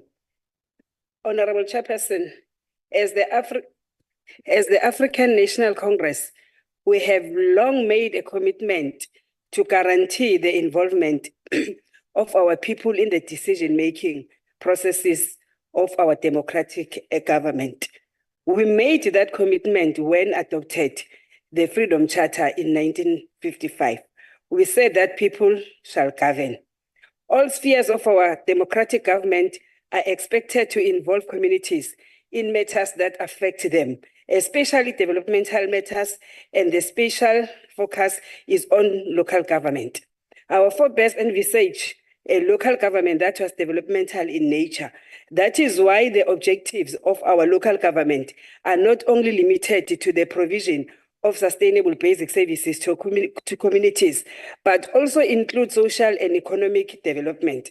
Further, Chair, the local government spheres is obligated to provide democratic, accountable local government and to encourage the involvement of communities in decision-making processes. Honorable members, all government developmental projects, whether they are about road infrastructure, water and sanitation, educational facilities, or health facilities, are implemented on the basis of the demands of our communities. Our democratic government implements projects that have been identified by communities through the integrated development plans, that is IDP, of our local municipalities. Communities are empowered not only to demand quality basic services from their local governments, they are also empowered to ensure that their municipalities are governed in a proper manner and accountable to them as well. Honorable Chairperson, the involvement of our communities in the affairs of government is to ensure that our people take ownership of the various government infrastructure that is being built as it is to their own benefit. All of us here should be concerned about the rise of vandalism in our public infrastructure. The vandalism of public infrastructure has negatively impacted the government's ability to provide critical services to our people. Whether we talk of access to constant water supply, electricity, or power cuts, or the rail transport system, all have been negatively affected. When the infrastructure is vandalized and damaged, the communities that suffer the most, that are served by this infrastructure. Therefore, it is important that our people are made aware that is their responsibility to protect public infrastructure. As public representatives, we have an obligation to also emphasize that our people have responsibility to ensure that public infrastructure that has been built by their government is protected from vandalism. Honorable Chairperson, natural disasters have been a regular occurrence as the result of global warming and climate change. In the recent past, floods in the eastern region of our country caused damage that primarily affected the provinces of KwaZulu-Natal and Eastern Cape. The most affected people were those living in informal settlement, as most of these settlements are always built in environments that are not habitable and are vulnerable to the disasters, such as riverbanks and floodplains. We must appreciate the intervention of our government to help these communities to rebuild their lives. Most affected households were provided with temporary shelter, and the government has taken steps to find a lasting solution by including these households in existing projects. For example, in KwaZulu-Natal, the provincial government for human settlement has allocated 40.7 million for the conversion of temporary structures to permanent shelter, and this is just phase 1 of a 2-phase project. The disaster intervention will provide at least 293 households with permanent shelter once completed. Honorable members, no one can dispute that our country is a construction site. Everywhere you go, there's construction takes place. Ningaphikisa uma ngaba niboni nje ukuthi la sihamba khona kuyasetshenzwa umgwaqo iyalungiswa.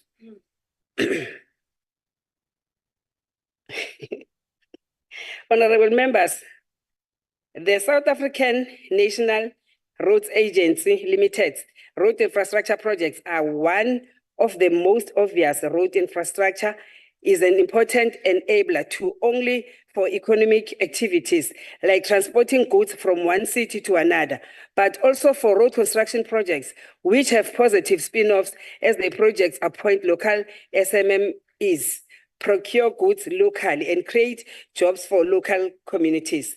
All 9 provinces have water and sanitation projects.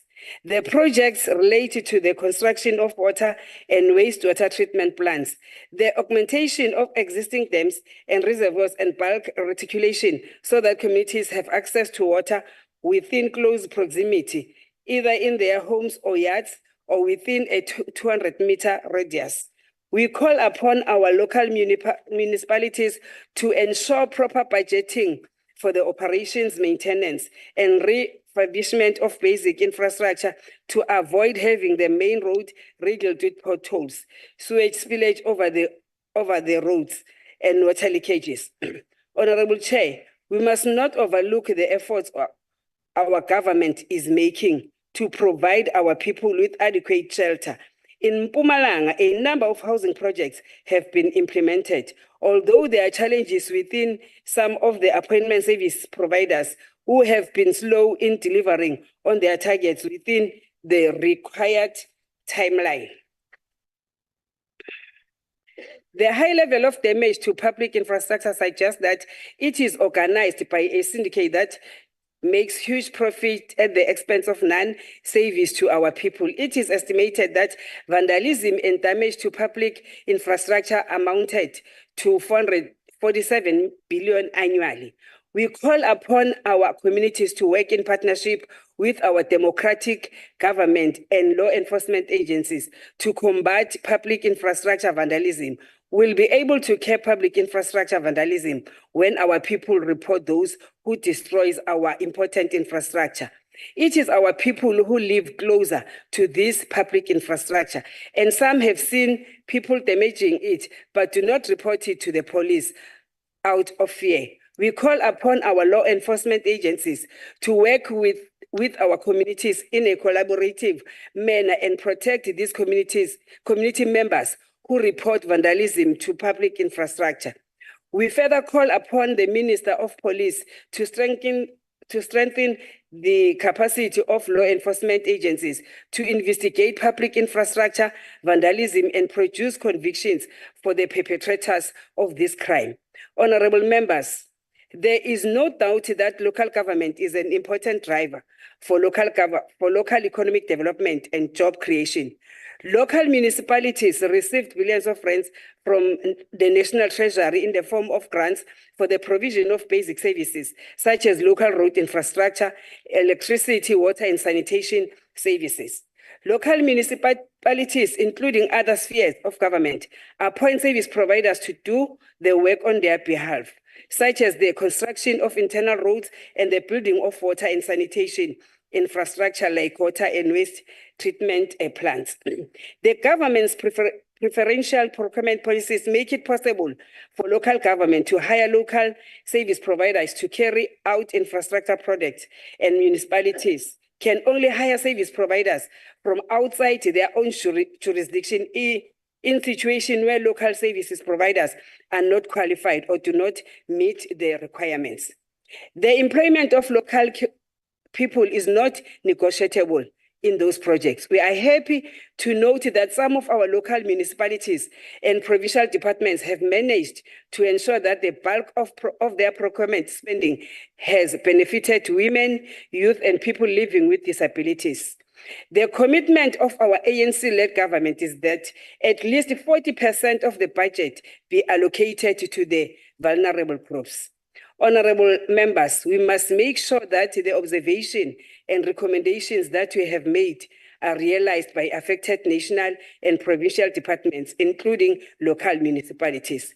We have recommended that law enforcement agencies act swiftly the construction mafia on the so-called local business forum as it derails the implementation of major projects by government, which result in communities without basic service deliveries. Local municipalities must create platforms for local SMMEs to engage with the municipality, to eliminate the emergence of the so-called construction mafia, and ensure that 30% of local procurement is met in each and every project of the municipality. We further recommend that consequence management be applied to contractors who fail to meet the standard as required or have failed to work within the agreed upon timelines of the projects. Honorable members, we have welcomed the announcement of the MEC's commitment to lay criminal charges against the municipalities that failed to properly maintain and look after their water and wastewater treatment plants. We call upon other MECs to follow suit when this arises in their respective provinces. Honorable Chair, ngifuna ukusho la ukuthi Honorable Ryder uqinisile ukuthi disappointed during i-visit yethu yama-provincial week. Udisappointwe ukuthi ubonile ukuthi ANC is working. Udisappointwe ukuthi ubonile ukuthi imigwaqo iyakhiwa. Wherever la besihamba khona, fanele sisho Deputy Minister ukuthi siyibonile imisebenzi ka-ANC-led government iyasebenza. In all the provinces, there are projects taking place, and so ANC-led government. That is why I'm disappointed, because bekangacabanga ukuthi uzobona umsebenzi on the ground ukuthi uyenzeka. He thought ukuthi uzobona ukuthi no, akwenziwa lutho bese bagxeka le ANC. Whether they like it or not, ANC is working. All over the country, you can go wherever ANC is working. You'll be disappointed, Ryder, because logo kubonile ilogo bongacabangi ukuthi uzokubona. ANC izophatha, niyathanda anithandi, ngiyabonga.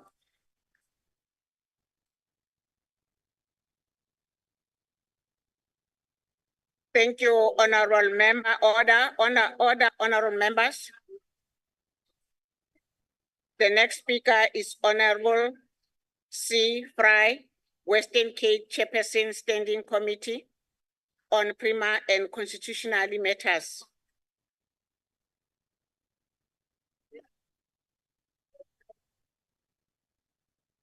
Honorable Chairperson, Honorable Deputy Chairperson of the NCOP, Honorable Minister, Honorable Deputy Ministers, Honorable Delegates and members of the NCOP, members in attendance and on the virtual platform.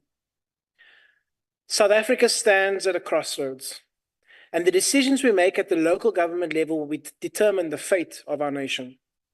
For too long, we have witnessed the consequences of mismanagement and neglect, particularly under the rule of the ANC. But today, I stand before you not just to point out the failures of the past, but to ignite the spark that will rescue South Africa. Yes. The key to our nation's salvation lies in the very foundation of our communities, and that is our subnational governments. It is here at the grassroots level that the seeds of progress must be sown. We cannot expect to thrive as a nation if our cities and towns are crippled by inefficiency and corruption. Honorable Chairperson, we cannot hope to build a better future if our basic services are inadequate and unreliable. It is time to reclaim our municipalities and provinces from the grip of mismanagement and deliver world-class service delivery to every corner of our country. One province that is standing as a beacon of hope and already making great strides in delivering world-class services to its residents is the Western Cape. The Western Cape has the highest land reform success rate, standing at 83%. Shockingly, the ANC national government only have a land reform success rate of 10%. Additionally, according to the 2018 General Household Survey, 55.2% of households in the Western Cape are now owned by Black or colored individuals. This is a significant increase from the 2001 survey, where only 39.4% of households were owned by Black or colored people, and with the estimated 150,000 people moving to the province every year because of the opportunities here, this number will increase further. But our success is not just in land reform. We are making steady strides towards reducing the inequalities in the economy too. Most notably, our unemployment rate is the lowest in the country at 20.3%, and we have the lowest expanded unemployment rate in South Africa at 25.4%. Honorable Chairperson, growth in this province is inclusive and not for the select few. While inequality still remains a deep concern, the Western Cape government is making progress here too. The Western Cape has the lowest Gini coefficient. The Gini coefficient for South Africa in 2019, the start of this term, stood at 0.676. There has been no change in this measurement nationally. However, in 2019, the Western Cape had a Gini coefficient of 0.597. This province has shown a steady decline in its Gini coefficient, with the measurement sitting at 0.592 in 2022. This means that the only place where inequality is going down is in the Western Cape. Honorable Chairperson, we have done a lot, and we know that we have a lot more still to do. In this province, 93.2% of households have access to safe drinking water, which is above the national average. And the Western Cape reported the highest proportion of households with access to electricity, which currently stands at 97%. Honorable Chair, regarding load shedding and energy generation, the cost of electricity for Lifeline customers has dropped by 5.1% in Cape Town in comparison to a 15.1% increase in the cost of for vulnerable residents in other cities across South Africa. Cape Town has the lowest Lifeline tariff in comparison to other cities and has increased its cross-subsidization to poorer households and currently protects its residents from 2 stages of load shedding. Remember, if you've checked your phones right now, stage 2 is back until 8 o'clock. Thank you very much, ANC. The Western Cape is the only province with a plan to add 5,700 megawatts to our grid by 2035, drastically reducing our reliance on Eskom, making electricity more affordable and reliable for residents of this province. The Western Cape government has invested 210 million rand with the town of Riversdale to make the town and its 22,000 residents load shedding free within 3 years through a solar and battery system. The project will be a blueprint for similar projects for other towns across our province. Honorable Chair, regarding access to internet, in 2011, 43.7% of households in the Western Cape had internet access. Today, 84% of households in the Western Cape have access to internet, which is much higher than the national average. Supplementing this home internet access, the Western Cape government has launched over 1,366 public Wi-Fi hotspots across the province, offering 3 gigabytes per device per month, and 77 Western Cape access centers have been rolled out, particularly in non-urban areas. The Western Cape is also the province with the second highest percentage of households with access to the internet. Cape Town features a robust network of fiber optic cables, which has greatly accelerated internet access to over 1 million people in the city, largely due to the introduction of over 400 free Wi-Fi zones that are currently spread out across the metro. And most importantly, the Western Cape is the only province where unemployment is going down, and the province often accounts for most jobs created in the entire South Africa. Honorable Chairperson, 2/3 of all jobs created in South Africa over the last 5 years have come from the Western Cape. The Western Cape government last year achieved its best intern audit outcomes in 5 years, with all departments receiving unqualified clean audits. Seeing that I do not have time to name the long list of exceptional achievement by the Western Cape government and DA-run municipalities, I would lastly like to mention that the Auditor General, Ratings Africa, the Census, the Blue and Green Drop Report all found the Western Cape to be the best run province by far. The Western Cape government and the DA-run municipalities are leading the fight in rescuing South Africa. However, Honorable Chairperson, unfortunately, there are some municipalities in the Western Cape that are run by the ANC-PA coalition of corruption. Municipalities like Beaufort West, Laingsburg, Theewaterskloof, Kaneland, and Knysna are unfortunately governed by these corrupt political parties and are marred by a complete lack of basic services. This report we are debating today found that these municipalities perform poorly on key indicators. Knysna, Kaneland, and Beaufort West had more than 10% of residents who do not have access to safe drinking water. Laingsburg and Theewaterskloof were among the worst performers when it came to households with access to electricity. PA-ANC municipalities like Bito, Breda Valley, Theewaterskloof, and Cedarburg are the municipalities with the highest percentage of informal dwellers. Knysna, under the leadership of the PA and ANC, has seen service delivery totally collapse. For weeks, people of the Knysna had a dead body floating in its water reserves. The body was in the reservoir for so long that when they tried to pull the body out, the arm of the body totally came off. Honorable Chairperson, Theewaterskloof, under the leadership of the ANC, PA, and Good, used public funds to send their deputy mayor and speaker to France to attend the Rugby World Cup, while residents suffer from poor service delivery. Beaufort West and Laingsburg, both under the leadership of the ANC and PA, have constantly been named by the Auditor General as the worst performing municipalities in the entire province. While Beaufort West promised to build the next Dubai, the reality is that they have sewage pipes that just runs into the Karoo and keeps dumping sewage everywhere. Honorable Chairperson, let me close with this.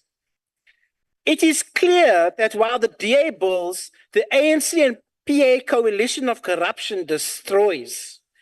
If we want to build viable provincial and municipal infrastructure for effective service delivery to communities, we need to kick out corrupt and opportunistic politicians who serve their self-interest. We can rescue South Africa, and it starts by voting with the Democratic Alliance. I thank you.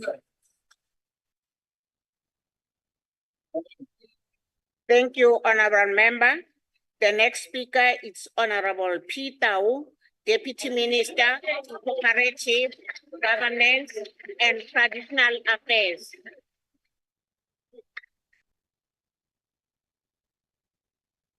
Thank you very much, Honorable Chairperson. Chairperson and Deputy Chairperson of the NCOP, Ministers, Deputy Ministers Shabalala and Choet, and all other members of the national executives that are online. Honorable members, good afternoon. Honorable members, in developing the Reconstruction and Development Program prior to the first democratic elections, the ANC identified 5 key programs for reconstruction and development. These priority initiatives are: 1, meeting basic needs; 2, developing our human resources; 3, building the economy; 4, democratizing the state and society; and 5th, implementing the RDP. The task of meeting basic needs was critical, considering the huge amounts of people that were systematically excluded and deprived of basic services. In the 1995 census, the reality that our predecessors bequeathed were laid bare with the reality that access to potable water stood at 33%, access to decent sanitation at 22%, and access to electricity at 51%. Honorable members, these are but some of the numbers that necessitated the prioritization of access to basic services as a means of redress to the centuries-long systematic exclusion of the majority in this country from social and economic amenities. In implementing the RDP and its objectives, this government has changed the landscape with regards to investment in infrastructure and services. In this regard, we can celebrate that today, 85.5% of South Africans live in a formal dwelling, that 94.7% of South Africans have access to electricity, and 82.4% of South Africans have access to piped water. In this regard, our municipalities have been at the forefront of implementing projects through the various grants allocated to them, with average expenditure averaging 89%. The White Paper on Local Government, adopted in 1998, set out the architecture of our local government system post-1994. This progressive policy is regarded as the mini constitution for local government, as it would henceforth affect all South Africans. It was established as the design for a new developmental local government system, which is committed to working with various citizens and communities to create sustainable human settlements, which provide a holistic and decent quality of life as enshrined in the Constitution and its Bill of Rights. As we gather here today during Human Rights Month, we must celebrate the role of our municipalities in contributing towards the progressive realization of the socio-economic rights of the peoples of our country. Honorable members, the 6th administration set out to consolidate and accelerate these efforts through the adoption and implementation of the district development model as a mechanism for integrated intergovernmental planning, budgeting, and implementation. We further identified the need to build strategic partnerships to accelerate the work of local government and furthermore improve mechanisms of support through the Municipal Infrastructure Support Agent. As this 6th administration, led by President Ramaphosa, we stand before you today filled with optimism and determination as we reflect on the remarkable progress we've made in provincial and municipal infrastructure development. Honorable members, at the heart of our mission lies the development of viable provincial and municipal infrastructure. Infrastructure is not just about roads and buildings. It is about laying the foundation for a society where every individual has access to the basic necessities of life.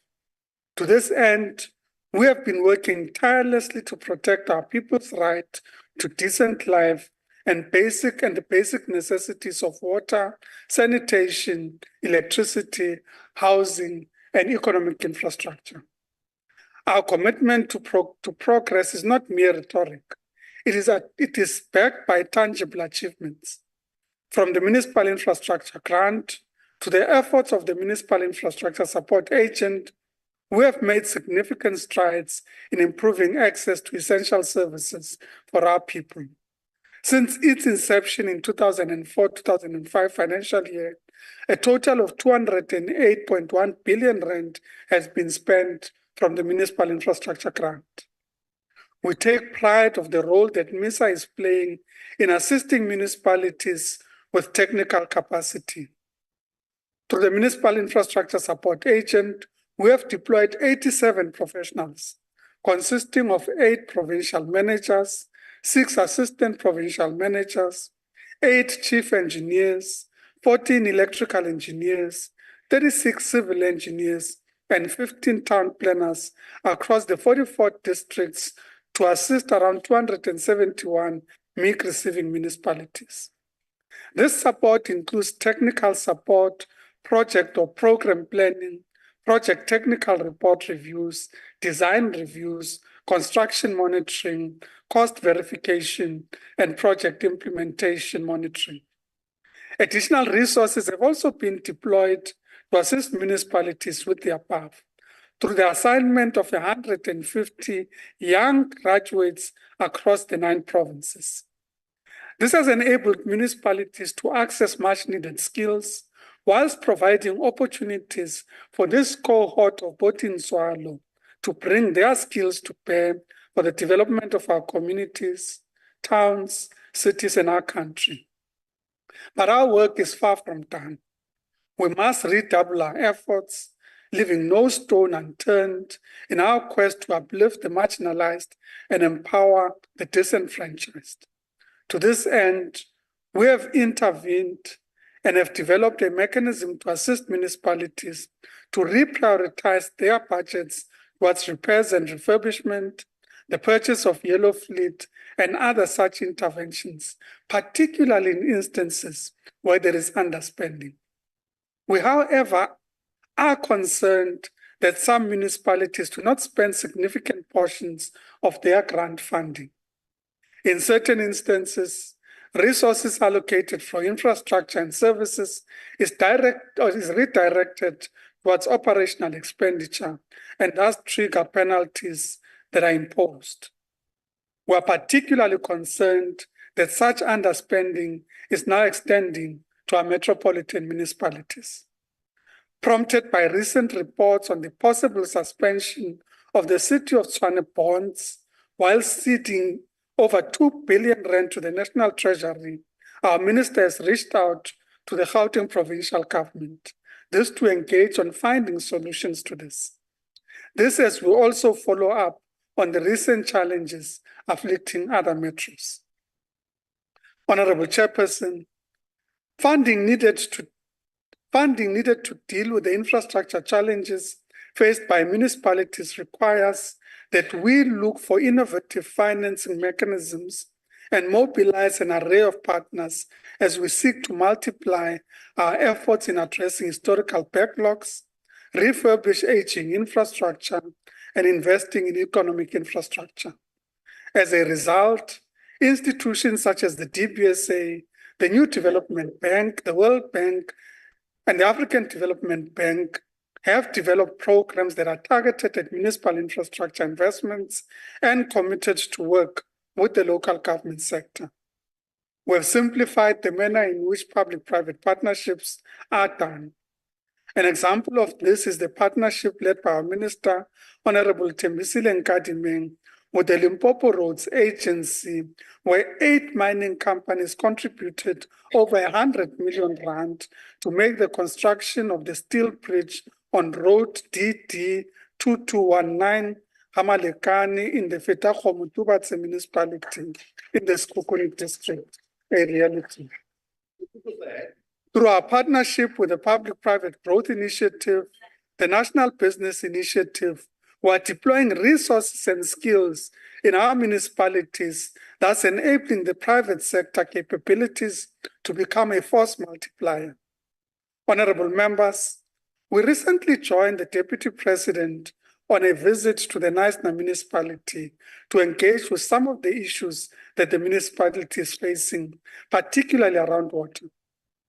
Chairperson, I'm happy to report that with the support of the Municipal Infrastructure Support Agent, the pump station that had been vandalized in the Honley area has been repaired and water supply has been restored to the community.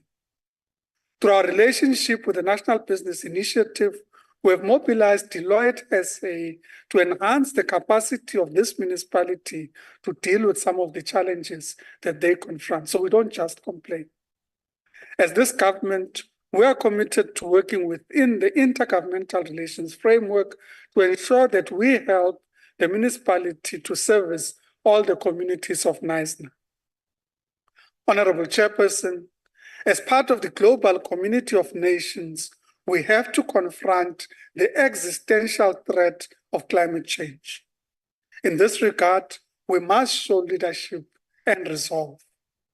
Our infrastructure must not only withstand the ravages of nature, but also adapt and evolve in the face of adversity. Through legislative reforms and capacity building initiatives, we will ensure that our response to disasters is swift and effective, sparing no expenses to protect the life and livelihoods of our people. Through the National Disaster Management Center, we would have disbursed 5.8 billion rand by the end of March 2024 to municipalities in response to disaster over the past 2 years. We have partnered with the European Union to accelerate the work on climate resilience.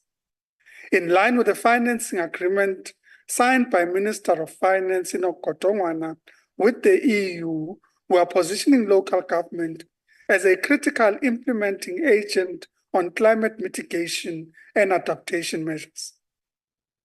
Honorable members, through our partnership with the World Resources Institute, we are working with the City of Johannesburg and the Nelson Mandela Bay Metro in the following areas: strategic urban resilience planning and implementation.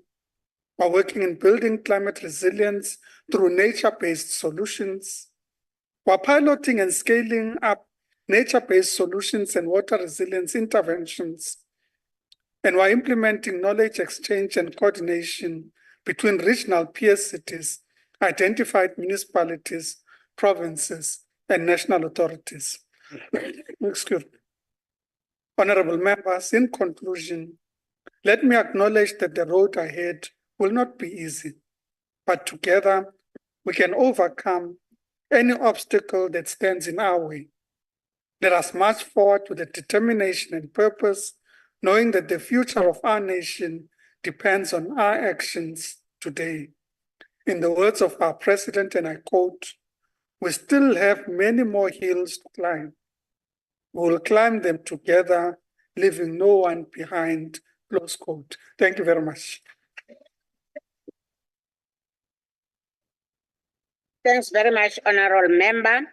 And the next speaker is Honorable C. Wiesel, Democratic Alliance.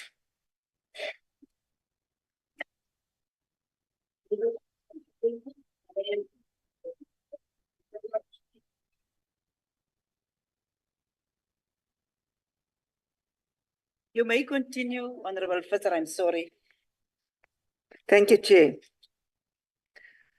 Honorable House Deputy Chair, the value of NCOP Provincial Week oversights must be measured in terms of how successfully the compelling issues in communities have been addressed to ensure an appropriate environment for infrastructure provision.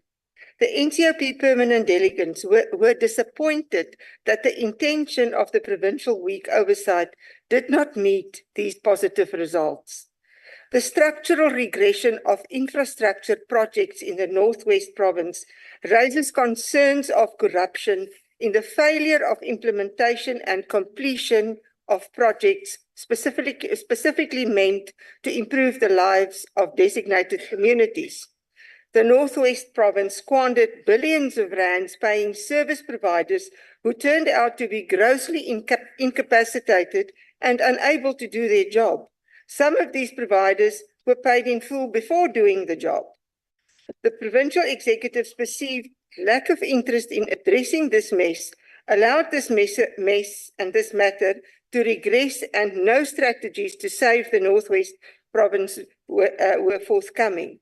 The Nakamudiri Mulema District Municipality managed a refusal to attend vital important sessions of the NCOP, where communities in this jurisdiction of the district are grappling with continuous water shortages, sewage spillages, sewage removal services, and failure to deliver the services compounds these failures. The district municipality is bound to deliver as a water and sanitation authority.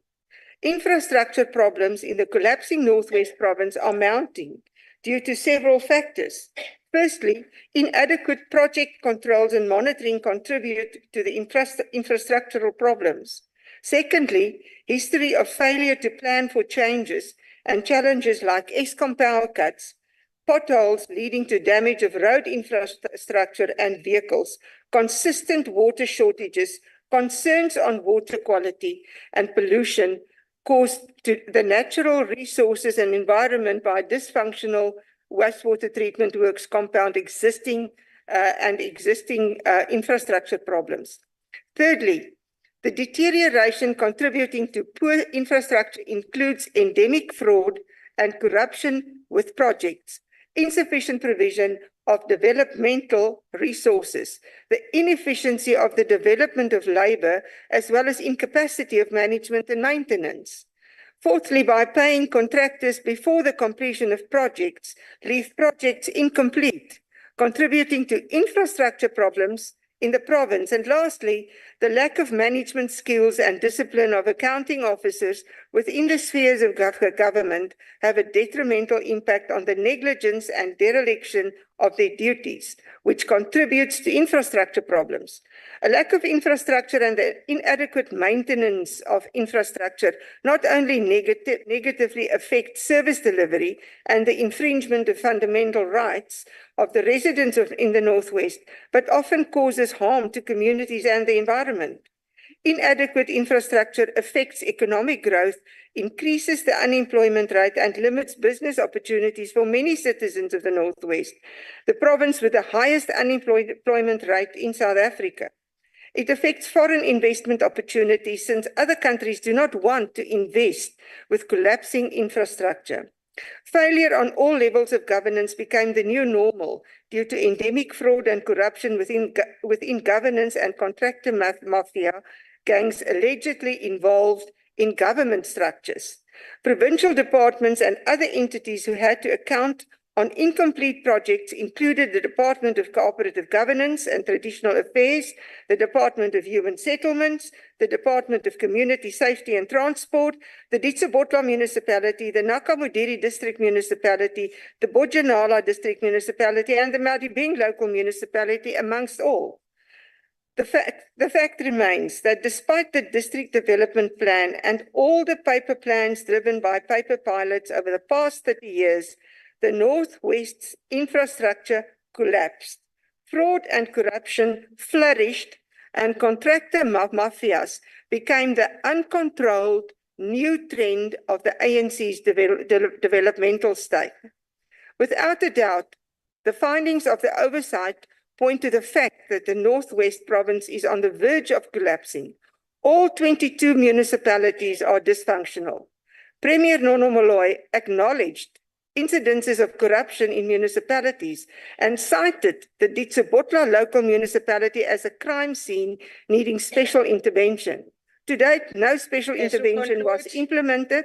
Ditsobotla administration and ANC infighting paralyzed service delivery without any consequences, while industry and businesses cannot sustain the negative economical impact. The Northwest needs DA leadership to turn the tide around. Let's rescue the Northwest by voting for the DA in the upcoming elections. No other way.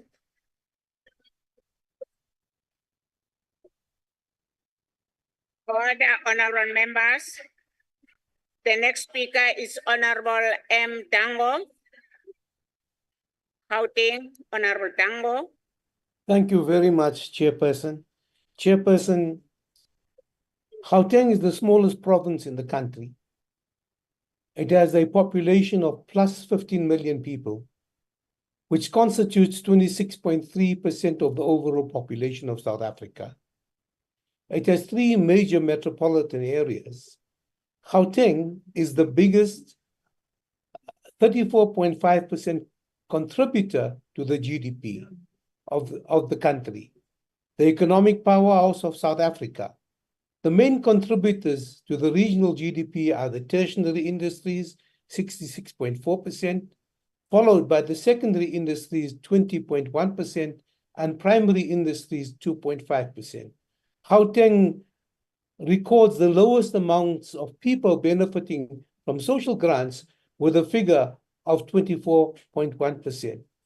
It is also a province where at least 39.5% of households receive at least one type of social grant. The majority, 80.7% of the Gauteng live in informal dwellings, and 18.3% live in informal dwellings. Gauteng has the potential to actually grow, and the Premier, when he actually briefed the delegation, did not run away from challenges. He stated the following: the Premier highlighted that the concern is to build viable infrastructure in all areas and spheres of government to improve areas, especially in townships and informal settlements. More importantly, the province must be placed in a position to determine whether the goals to set the achievements by 2030 in the National Development Plan will be realized. The province has set 5 elevated priorities as a guiding tool to improve the lives of people in the province. I will come back to the 5 points later. In terms of improvement towards service delivery in informal settlements and townships, it was reported that there are 720 informal settlements in the province. The province is committed towards improving land invasions, the controlling of land invasion, the question of water and sewage, and I think the question of water and sewage is actually very, very important if we take the question of Hammanskraal and the question of Tshwane. When we had visited Rand Water Board, they had indicated that they already deliver to surrounding areas water, and why could they not just extend that to Hammanskraal instead of the Pretoria or Tshwane Council wanting to develop their own water reticulation plants? Let's not politicize water. Water is a necessity for all people. And if the Rand Water Board can supply it, why should it not be? Why should Tshwane, in fact, sit in a position where it can block that? Allow me to comment on the development of unplanned or informal settlements. Because of the unfortunate history of our country, the impact of influx control, which denied the majority of our people freedom of movement. Once people had the freedom to move, they in fact used their feet and did move, and they moved into areas such as Gauteng. The impact of the racial spatial development plan, which demarcated rich areas and poor underdeveloped areas, where people were classified as persons in a labor reserve to supply labor to those who owned the productive instruments of development.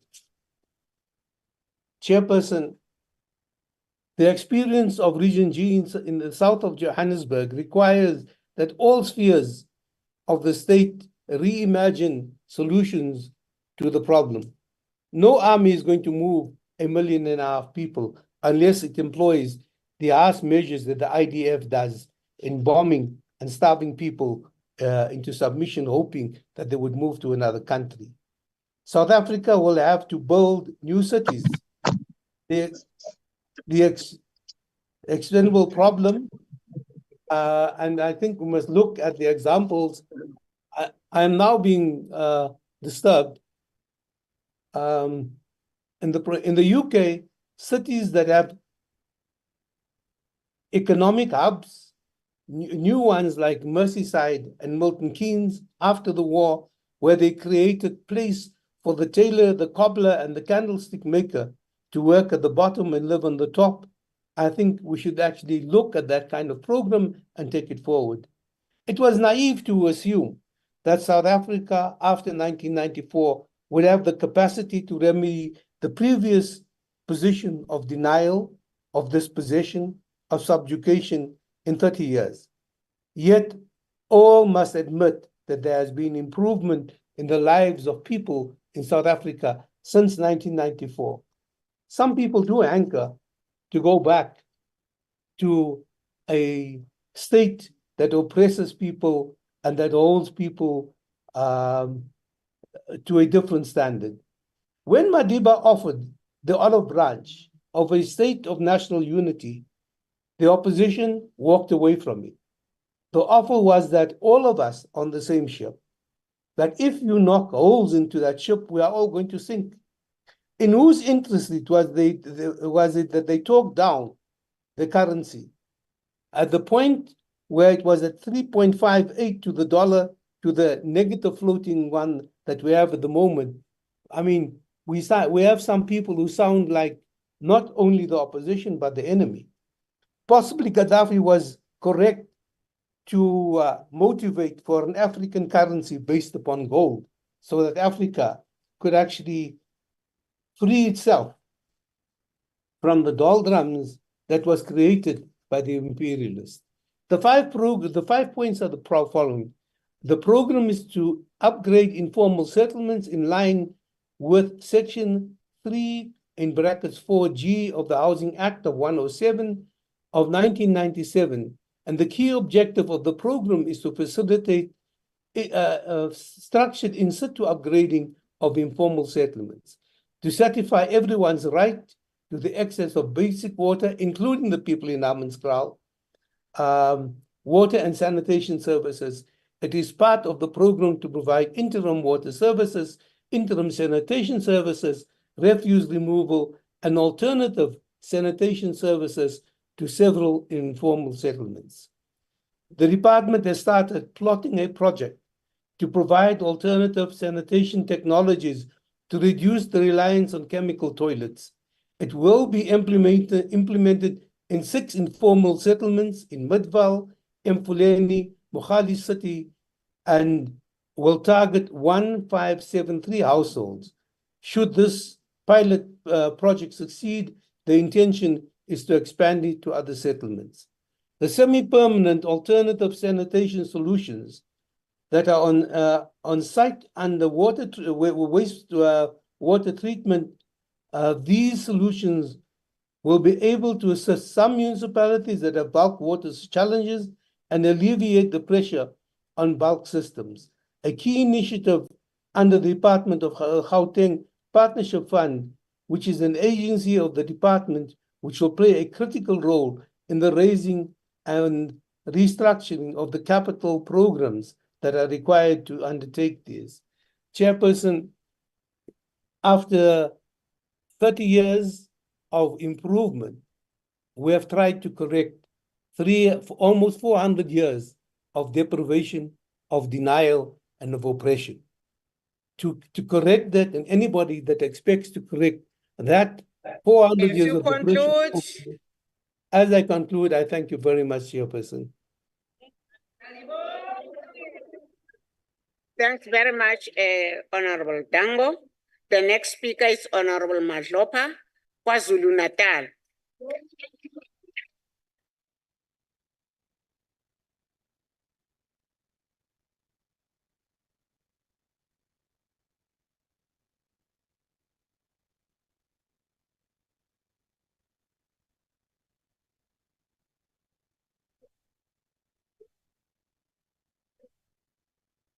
Honorable House Chair, ministers present and deputy ministers, MECs from various departments, and distinguished members of this esteemed council.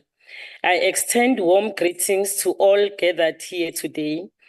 Honorable Chair, it is with great pride that I address this august house, reflecting on the remarkable strides made by the ANC government-led government as we commemorate 3 decades of our democracy.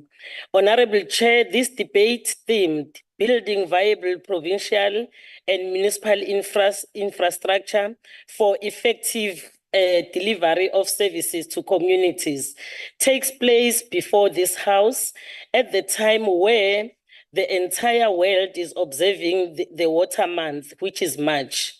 This month was designated by the United Nations in 1992 to celebrate water and raises awareness of 2.2 billion people living without access to safe water. Honorable Chair, water is life. Everything revolves around water. The infrastructure is key in ensuring that our people have access to water. With that, I am glad that we deliberate on issues of building viable infrastructure for effective service delivery. The struggles of our freedom stalwarts will be in vain if we, as the current leaders, fail to deliver clean water to the people of South Africa. But is it with great pride that I stand here to argue the achievements and milestones we have made to build infrastructure for our people? Indeed, it is an achievement universally acknowledged even by our counterparts in the opposition benches that the ANC has significantly improved the lives of our people since 1994. Whether they like that or not, the truth of the matter is that we have delivered. Yes, we may have not reached all corners as we could have been to, but we have come a long way. Barely a month has passed since our President Cyril Ramaphosa delivered the State of the Nation address, wherein he outlined the transformative impact of the ANC on the lives of those previously disadvantaged or oppressed, particularly the majority blacks. The analogy of tin swallow, which has since been widely publicized, resonates deeply with all of us, for each of us can recount similar tales from our own communities, except or perhaps those who were fortunate enough to have never experienced oppression, or those complicit in perpetuating the apartheid. Honorable Chair, let me delve into the ongoing debate surrounding the efforts of our government to build a viable provincial and municipal infrastructure, essential for the effective delivery of the services to our communities. However, before delving into the matter, it is imperative to address questions raised during our previous session of this House. The question was raised about the private sector proposed investment into bulk infrastructure, specifically with regard to development. The Provincial Department of COGTA was expected to receive guidance from the Provincial Treasurer regarding these agreements and develop the correct procedures and policies. Honorable Chair, in response to that, I wish to highlight that in terms of Section 3.1 of the Municipal Property Rates Act, endorsing the provision of rebates and special incentive for development is a harmony with the broader objective of stimulating economic growth within the municipality.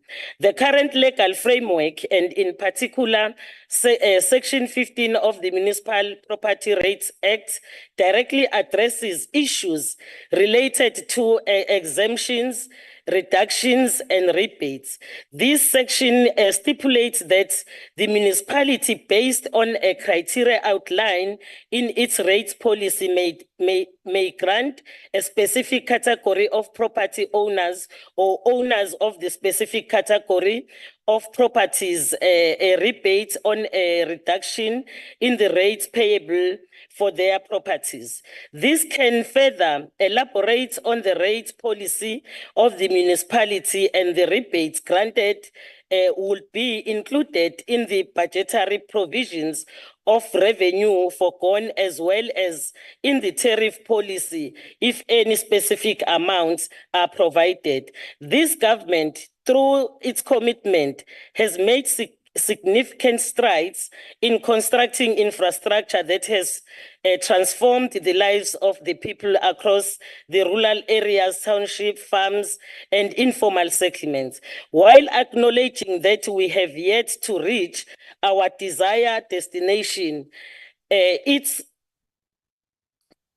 undeniable that we are making tangible progress, despite the progress that the challenges that we have inherited from the decades of apartheid spatial planning. Honorable Chair, over the past 20 years, since the ANC took over the government in KwaZulu-Natal, over 4,691 projects funded through the Municipal Infrastructure Grant have been completed across the provinces, with 35 billion spent on them. This has created over 500,000 jobs, with over 8,000 of them being permanent. This has made a huge impact in the provision of the basic services such as water, sanitation, electricity, and housing. Majority of the MIC budget was spent on water projects, as over 13 billion was directed towards ensuring people have access to water. Honorable members, through the MIC grant, 8,745 boreholes, 30,193 reservoirs, and 426,709 kilometers of reticulation were constructed in this province over the past 20 years. This demonstrates that the ANC commitment of changing people's lives through building infrastructure. Honorable Chair, allow me to present some notable statistics from KwaZulu-Natal. 84.8% of households now have access to water, 81.2% to sanitation, and 92.8% to electricity. These figures underscore our commitment to addressing historical disparities. However, recent devastating floods have imposed additional burdens on our infrastructure, compelling us to redirect our budget towards reconstruction efforts. Nevertheless, we are forging ahead with various water and electricity projects worth billions, aimed at addressing the increasing demand to these essential services. The Matambini water scheme in Gwavuma and the Hazelmere Dam upgrade are but a few examples of our commitment to providing accessible water to all citizens. Through such initiatives, we reaffirm our dedication to inclusive development and prosperity for all in the country. Last year, the Minister of Water Affairs and Sanitation launched the Vulindlela Water Scheme upgrade in Msunduzi, ensuring that the water supply to the people of Pietermaritzburg and its environs are being delivered. Thank you very much, Honorable House Chair. As KwaZulu-Natal, as the country under the leadership of the African National Congress, we are continuing to give services to our people. That's why this year people are going to vote us. Thank you. Thanks very much, Honorable Member. Order. Honorable members, the next speaker is Honorable M. Dlamini, EFF.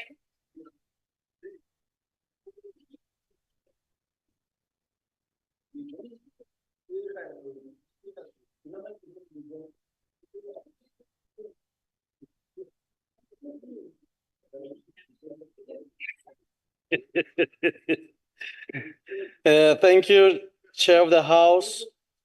Good afternoon, everyone in the House, on the virtual platform, and fellow South African. Chairperson, infrastructure development has been an ongoing challenge in this country since the advent of democracy, and it is evident from the provincial week attended that ours is a country which is in dire need of adequate infrastructure, resources, and capabilities so as to enable the state to achieve its strategic goals.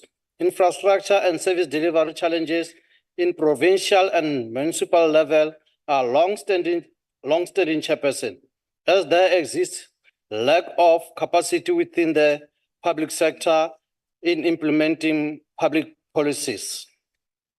The ANC government has overly relied on old apartheid infrastructure, and this has exposed just how little they have done since 1994. They have failed at providing services to our people, and they have even failed at maintaining that infrastructure, which has now become outdated. As a result, it is no longer effective and efficient for delivering services to our community. Our roads across all provinces are in a bad state. They are potholes ridden and are poorly maintained. Yes, Oscar Mabuyane, the Premier of the Eastern Cape, unashamedly raves about building 8 bridges and roads, whereas communities can't even travel within each other and basic services cannot reach them because of the state of roads in our community. The slow progress of infrastructure development and the persistence of incomplete roads projects across all provinces is also concerning to note. Chairperson, the Eastern Cape province has more than 200,000 households with no access of water and sanitation. And the Free State is currently overwhelmed by water and sanitation challenges. As the streets are overflowing with sewage, threatening the hygiene and health of our people. Machabeng, Malutapofu, Mafube, Mansopa, and Masilonya local municipalities. Wastewater treatment works is in need of refurbishment and upgrading. And generally, across the country, sewage maintenance is non-existent, and the infrastructure is by design, not building to accommodate the expansion of our communities. South Africa's broken infrastructure is a combination of factors, as it is not only the roads and wastewater treatment plants that is deteriorating. 163 out of 257 municipalities in the country are dysfunctional or is in distress due to poor governance and ineffective and corrupt financial and administrative management. We know this to be true, as there exist municipalities such as Mfuleni in Gauteng, which have been placed under administration twice without success, and this raises concern as to how any interventions would ever be successful. Such poor state of affairs negatively affect the ability of municipalities to ensure viable infrastructure for effective service delivery. Chairperson, as the EFF, we have on a number of platforms consistently raised the issue of establishing a state-owned construction company and other proposals to solve the problems facing government infrastructure. Yet, the relevant portfolio committees refuse to see basic logic. We continue to make these proposals as they will solve the problems facing the government infrastructure, and this report failed to make use of this. We need a company to build all state infrastructure, including roads, houses, offices, and recreational infrastructure. We need a database of all state-owned buildings available so that they can be converted into suitable use for the different proposals for free and used as at no cost. The government must build shopping centers, manage their facilities, and invite local manufacturers and companies to sell their own products. The government must move away from renting offices and build their own offices, as it is much cheaper and sustainable. Chairperson, the Economic Freedom Fighters has demonstrated in its 10 years of existence through various interventions and political leadership in different spheres of influence that it is the only political movement that will bring about real economic change in South Africa. In our most recent 2024 manifesto, which we launched at the packed Moses Mabhida Stadium, we provide solutions and outline a program of action on how we will develop provincial and municipal infrastructure. The EFF government will adopt a long-term funding framework for infrastructure development and will explore different build, operate, and transfer models as a means of infrastructure delivery, working with community and private sectors to build infrastructure through public-private partnership and the use of community bonds. The EFF government will maximally use infrastructure development and expansion as a means of massive labor absorbing industrialization for the upstream and downstream sectors. The EFF government will adopt technological advancement to improve the sustainability and efficiency of infrastructure and implement intelligence infrastructure solution to improve maintenance and management. The EFF government will establish state-owned companies to build houses, roads, rail infrastructure, and provide them with strategic and financial support. The EFF government will introduce laws that compel large corporations to directly contribute to the construction of schools, hospitals, and other important social development projects and programs. The EFF government will develop maintenance for all public infrastructure and will insource all maintenance personnel workers. Lastly, Chairperson, what is needed is leadership which has conviction and urgency to tackle policy and legislative challenges which stand in the way of change. Such leadership can only come out of the ranks of the EFF. As EFF, we urge all South Africans to come out in their numbers on the 29th of May and vote for the EFF. Thank you, Chair. Thanks very much, Honorable Letsane. Order, honorable members. The next speaker is Honorable Shabalala, Deputy Minister, Water and Sanitation.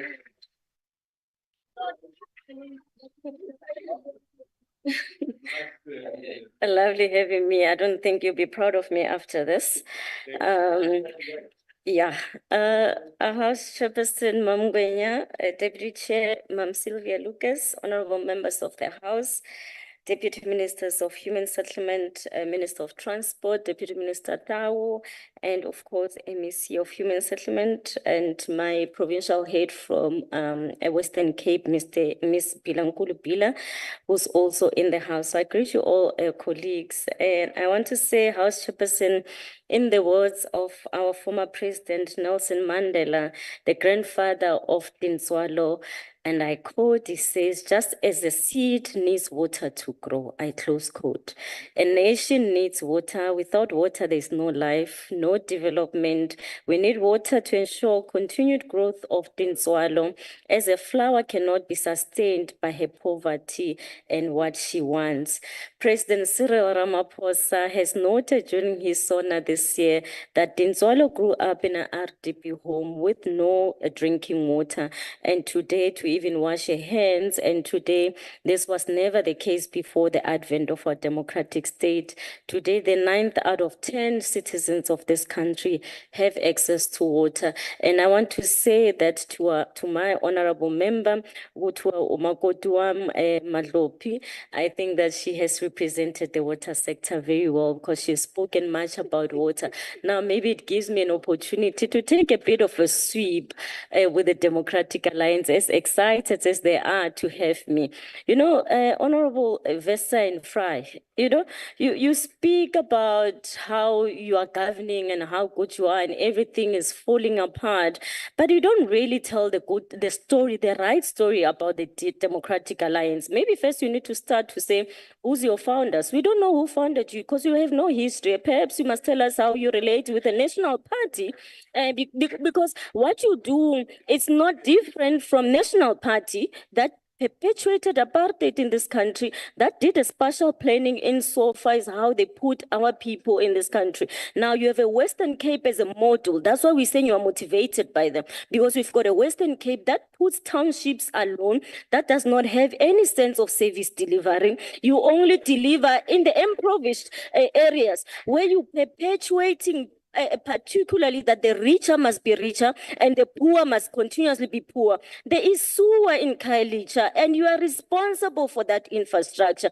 There's everything running around insofar as water is concerned, in Nyanga, in Langa, and all of that. And we are assisting. Hence, Water and Sanitation has raised your dam and Clan Willem dams, and we've put money around it to show you that national government, it's a caring government for everybody. We don't govern for only the few. We govern for everybody. And that's what you need to be true about, including these issues around Palestine, where you perpetuate this apartheid regime, you allow and you don't take a stand around standing with people of Palestine, where they have been brutally and the kids are massacred every day in their own land. You stand with these Israelites that are apartheid regime. So hence I'm saying to you, you don't take a stand and you don't want people of Western Cape to even protest in their own land. What you do, you perpetuate this historical background that you have. Clearly your blood, it needs to be checked properly. The racism in this province must be dealt with. The spatial planning, the untransformed areas that you have, the townships that I speak about, the inequality in this province. And I'll cite a case, an example around Tshwane. Don't tell me about Sapa. Let me tell you, you are getting paid, by the way, by the ANC government. Am I lying? You are getting paid by the ANC government. Where's your coffers coming from? Every day. Yes, administered by the ANC, to ensure yourself, even as an MP of the DA, you have a salary. Now, we come to the issue around Tshwane. Let me speak about Tshwane. As we speak about Tshwane, Tshwane had there's an order. Okay. Honorable Chair, I rise on a point of order that the minister is showing a finger at me. That is unparliamentary, and it's no, she did. And also the statement that she makes is misleading the House, because there's no ANC government money. There's only taxpayers' money that is been given to national government as well as all the provinces. Don't mislead the House. You've done enough in the past 30 years. Thank you, Honorable Member. Can you please continue, Honorable Member? Thank you so much. I wouldn't want to really point at yourself necessarily, member. And I think I will qualify what I said, because what you have just said, clarification, that same VAT and that same taxpayer is administered under the ANC government, who has a treasurer, who's a minister, to ensure the finances of this country run. So your salary comes from that administrative, which is government. Secondly, we go to Tshwane, honorable members. That is a DA-run municipality. It's been run down as we speak. From 3, 4, 5 mayors, they've been changing. They amongst those finances, there was Glad Africa that was there. Will the Deputy Minister take a Deputy Minister? Will the Minister take a question? Yeah, bring it on. Honorable Minister? Yes, I'll take a question. Bring it on. Take the question. Honorable Minister? Yeah. If it's the ANC government's money, Why is the Western Cape doing so well with that money? That's not a question, so there's nothing there. You wanted to appear on TV so that your masters can see you. So I want to say in Swane, we had the cholera outbreak. Unfortunately, it led to the lives of the people in Swane. And I can tell you that that is a dear administration over the years. And the ANC national government has been trying to come in and trying to intervene. And the dear government didn't want because there's a water service authority. Now we had this brink that is in the verge of collapse as well, that the DA very soon will take him out of that seat. Now he has agreed to an agreement because the Royval plant, that's where the problems were, where it led to the death of the people. That today we had to wait for them to ensure that they secure money from their own municipality to ensure that we're able to deal with that. Now we have water and sanitation that has intervened as we speak, that has secured funds, and Mahali's water already has procured and there's a contractor already that is awaiting Department of Labor so that they can be on site. And that's the intervention around the Temper plant to ensure the people of Tshwane have got clean potable water. That's the intervention of the ANC government at a government level where we speak about and we say water knows no politics. Water, people must have politics. So stop politicking around water. You can do any other politics, but in terms of your state, we can really come closer to yourself. And as I said, water and sanitation, even in the Western Cape, there's already going to be what you call intervention that has been done under Section 154 to really assist you in the areas of Naisna as we speak next week, that we're going to sit with yourself, with cooperative governance, Department of Water and Sanitation, because we must ensure that everybody has water everywhere, doesn't regardless who governs in those areas. Now, I want to respond to certain areas and just to demonstrate and show you the interventions that we've been able to do. But nonetheless, the NC government has released its manifesto, and it's a manifesto, it implores all of us to ensure the service delivery happens. In the case of Gauteng, we are intervening in the Val through this rainwater to implement what we call approximately 6 million worth of projects to really address the sewer pollution, the problems that exist in there. It is also coordinating rainwater and all the municipalities to manage the water supply situation in Gauteng, to minimize disruption in supply, the underlying causes, which are more than the 40 billion. And you saw the Lesotho Highlands is coming on the phase 2. It's happening as we speak in terms of underlying causes, which cost about 40 billion in that Lesotho Highlands project and has really delayed over the 10 years, coupled with increased demand in water in Gauteng and increased fiscal losses in the municipality distribution system. And we want to say to our people in all these municipalities, we really have to come up with a plan to deal with the issue of the leaks, because the leaks were losing water that we are supposed to be dealing with. In Limpopo, Water and Sanitation is working with Mopani District Municipality to implement a major R1 billion project to supply water to villages, the Giyani area, which never had water. And this is the spatial planning, because we are speaking about democracy when you say the ANC has not done anything. Let me tell you, there was never infrastructure in the rural areas opposed to even the urban areas. Today we're speaking KZN in rural areas, we're putting the taps.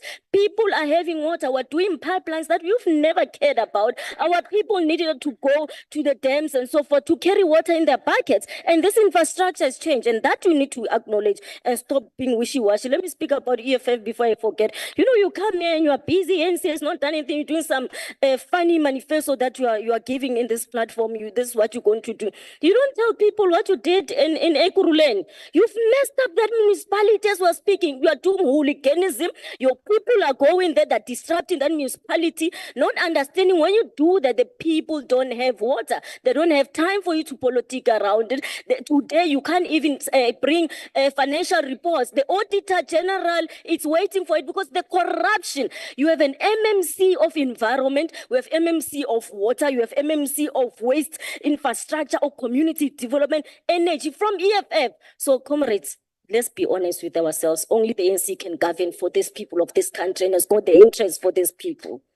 Now, we have, as I continue with Limpopo, additional water to Polokwane and other areas. The department further working with Sekhukhune district municipality to complete the 55 million Mute and 100 million Nebu bulk water schemes, which would also provide water to communities which has never had water. In Mpumalanga, the department is coordinating the 2 billion low scope project to build a pipeline from the low scope dam to the Tembisile Hani local municipality to enable more communities in that area to be provided with water. The department is also supporting the Lekwa local municipality with the implementation of a range of projects with approximately 250 million to improve water supply and sanitation services in that area. I'm sure we knew what the national government is doing under Minister Mkhunu Maqingwane to say we are intervening to assist these municipalities that are ailing, even at the provincial level. Acknowledge the work that this department is doing. Please clap hands, comrades, including you, TA. In KZN, we are also actively supporting the Umkanyagute, Utugela, Amajuba, Ugu, Umzinyati, Kinkachwayo, Umgugundlovu, Umsunduzi municipalities. And I can tell you, Ma, that I've been there. There's no area I've not been, including even here in this province, just in the short space of period of time to show that we've been assisting and intervening in these municipalities. We want, and you come in the area of KZN, you would have IFP municipalities. We're working with them. We're saying to them, leave the politics. Let's give the people water. So this is to improve the water and sanitation services with projects approximately around 2 billion in total. That involves the funding range of infrastructure improvement projects as well as the management to support drawing on the resources of Umgeni Tugela. And this is the transformation that we've been able to do to ensure this water board will go around and become the same way with the provincial boundaries. Today, we've got Umgeni and Utugela that we've compressed together as part of addressing transformation and ensure that they do have an intimate relationship with the residents of KZN totally. It is also coordinating the 3 billion Mandlakazi bulk water supply scheme to supply water to communities which have not previously been supplied with water in Zululand, Umkanyagute and Hlabisa municipalities. You can howl as you want. I'm from NA, believe you me, that's my specialty. I'm not bothered. In the Northern Cape, the department is coordinating the implementation of various infrastructure projects to really assist the Salt Plaatje municipality to resolve water supply disruptions. The department is also funding projects to improve sanitation in several municipalities in the Northern Cape. In the Northwest Province, the department is coordinating the 400 million Bulela Metsi program to expedite and prioritize projects to improve the reliability of water and supply across the province. I hear the member from DA was speaking about Northwest. Let's save Northwest. I'll tell you, I can even give you a 100-pager in terms of now, what we are doing right now. We're not talking this past of yours before 1994, actually. In the Free State Water and Sanitation and Val Central Water Board are supporting Machabeng 2 billion and Maluti Apofong 2 billion municipalities to implement a range of projects to improve water and sanitation services. Furthermore, the Department of Water is also a water board are working on projects to increase the supply of raw and treated water to Mangaung, really to repair the Waldbrach pipeline 1.5 billion and the Echari pipeline still in the planning phase. In the Eastern Cape, the department has recently completed the 500 million projects to increase the capacity of the Noordgedat water treatment works to enable additional water to be supplied to Gqeberha through the Amatole Water Board that we have as part of the transformation. The department also has been assisting Makana 500 million and in Ndlabadle local municipality to improve the reliability of water. And I want to say delegates will be in the Eastern Cape from Sunday. We're starting work on Sunday. We don't have a weekend. So we'll be in Eastern Cape as a ministry from Sunday, Monday, and Tuesday, 3 days, camping on there and be able to talk to these municipalities to ensure that indeed we don't compromise, because the issue of water is imminent and it's for us that we need to move with the speed that is required. Now, let me tell you about Northwest. Those are coming from Northwest. The intervention that we have on the Bulela Metsi, we're saying that we have a timeline. We started 2022 to 24. The progress is underway. Our intervention has been promulgated and done by the Minister Mkhunu. Oh, as I got for the whole Dr. Kenneth Kaunda, we've got phase 1 on the short terms and long terms. Maybe I should just conclude to really say, Honorable Member, members, thank you so much for this opportunity. Please invite us so that we can give you the information wherever you are. We are available, including yourself, the DA. Now you're not so happy with me. Thank you so much.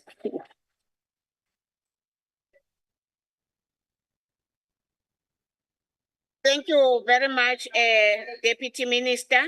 The next speaker is FJ Masego Lipompo, and I would like to invite the Deputy Chair to hand over to you. Thank you. FJ Masego. Thank you so much, Honorable House Chair. Let me acknowledge the presence of the Deputy Chairperson of the NCOP, ministers and deputy ministers present in this House, MECs, honorable members from different legislatures. Allow me to begin by acknowledging the intervention by the national government in ensuring that bulk water services projects in Limpopo are getting off the ground so that we make sure that we provide the water services to the majority of the rural and poor people in this important province. Chair, we have acknowledged the political will and political leadership provided by the Honorable Minister of Water and the Deputy Honorable Minister, both Honorable Mkunu and Honorable Mahlobo. Their approach and commitment to assist the province in dealing with issues related to water challenges is highly noticed and acknowledged. Viable provincial and municipal infrastructure plays a key role, Honorable Chair, in supporting service delivery. A lack of infrastructure and inadequate maintenance thereof will obviously negatively affect the same service delivery that we want to provide, but often also cause harm to the communities and the environment where such services are supposed to be provided. We reported on weaknesses in infrastructure projects, Honorable Chair, and inadequate maintenance and management of assets through the whole term. Yet every year, same issues are identified in as much as they've been attended to, but they are not being adequately addressed to the satisfaction of the communities. Hence, you will find different protests in different areas, raising issues of infrastructure, either it be dilapidated or not functional. Initiatives were developed and the national government provided infrastructure grants to municipalities to enable infrastructure development and maintenance. Although these grants are solely needed to finance infrastructure projects, they are often underspent, on Honorable Chair, mostly because of poor project management, lack of technical capacity, and a number of factors. And we are saying the underspending and inappropriate spending of these grants means that valuable infrastructure assets meant for service delivery are not being maintained and the planned projects are not being implemented. That's why issues of underspending, and to us underspending is a criminal offense, Chair, because we deprive our people the services that are available or that we're supposed to provide to them in as much as we have got money available. This obviously leads to the deterioration in the quality of service delivered to the citizens who continue to be frustrated with adequate service delivery. In the Limpopo province, apart from housing units, the delegation also undertook site visits to tribal offices. Mind you, Honorable Chair, Limpopo is characterized by a number of traditional leaders and rural villages. At one of the tribal offices visited, there was lack of water and electricity connections. And those concerns were sharply raised by the tribal authority. This matter of incomplete infrastructure projects in tribal authorities need to be attended within a wink of an eye. And we want to call the authorities to make sure that they provide the necessary guidance, capacity, and skills to ensure that we finish all infrastructure projects that are supposed to be implemented in the communities. Of great concern to us as legislators and the project recipients is the emergence and institutionalization of the construction mafias. The reality of the disruptive and dangerous impact of the construction mafias, often in the guise of local business forums, which negatively affects the completion of infrastructure projects raised across the provinces, must be attended to. And if possible, Honorable Chair, there should be an act to outlaw and punish such type of disruptive activities. It is reported that estimates are that losses due to disruption amounted to 40.7 billion nationally by 2020. Committees have appealed to all stakeholders, including SAPS, to ensure the prosecution of those involved in such criminal activities. However, as parliamentarians whose responsibility is to develop laws, legislations, and policies, it is very much important that we assist the police by passing laws that will empower them to deal decisively with the so-called construction mafias or any grouping that may want to develop wrong tendencies of being disruptive when communities are supposed to receive their services. Such efforts should complement measures such as the Critical Infrastructure Protection Act of number 8 of 2019, which contains important provisions for the safeguarding of critical infrastructure. The NCOP Provincial Week further confirmed the reports that municipalities lack capacity for project planning, including spatial planning and grant management.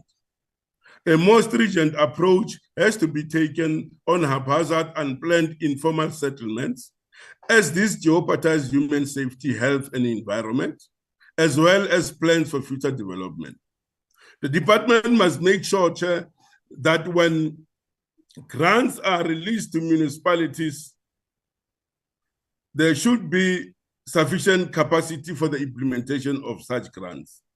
Let's try to follow the money where we take to. Let's check the capacity of municipalities in case they are lacking.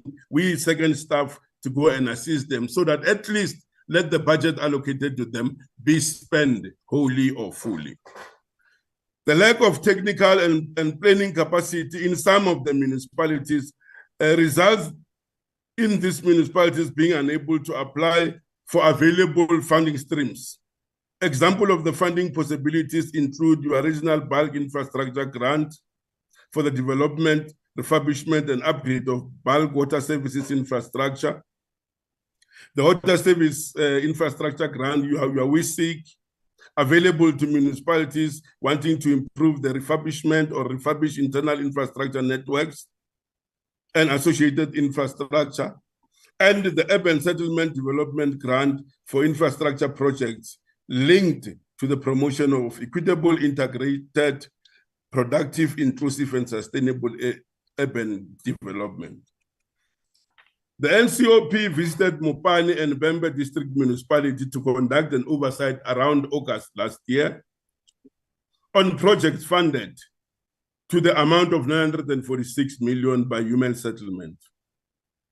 At that time, 281 million informal settlement upgrading grant was spent, which was a positive development, Honorable Chair, checking on when the allocation was given. The funding was for the delivery of 7,291 housing units and 1,639 sites.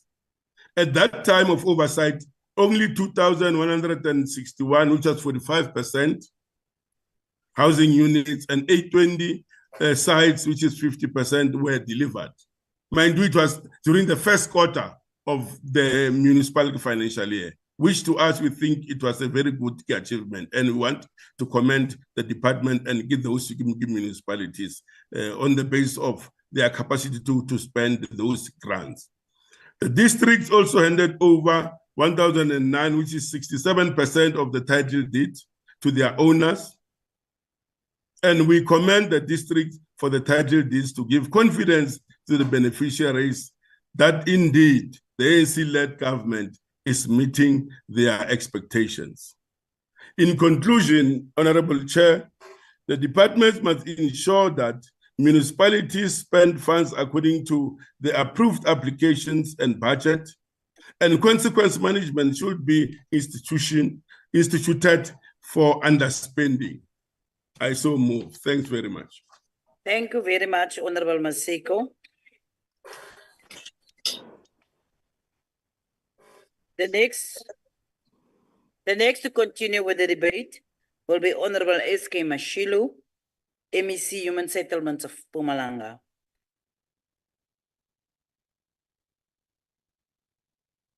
Honorable Thank you very much. Thank you, Chairperson. You allow me to switch off my video so that I can have a good coverage. Chairperson, we don't usually allow it, but we will allow it now. Thank you, Chair. You are indulgent. Thank you very much, Chairperson. Chairperson, Deputy Chairperson of the NCOP, Honorable Ministers and Deputy Ministers, members of the NCOP and our administrators. Thank you very much for allowing us as Mpumalanga to take part in this very important debate. Under the theme, Building Viable Provincial and Municipal Infrastructure for Effective Delivery of Services to Communities. Indeed, viable infrastructure addresses residents' demand for basic services and in an economically and environmentally sustainable manner. For a viable infrastructure, a framework to make better infrastructure decisions, a strong evidence-based planning, clear prioritization, and best practice technical design and delivery is what is needed.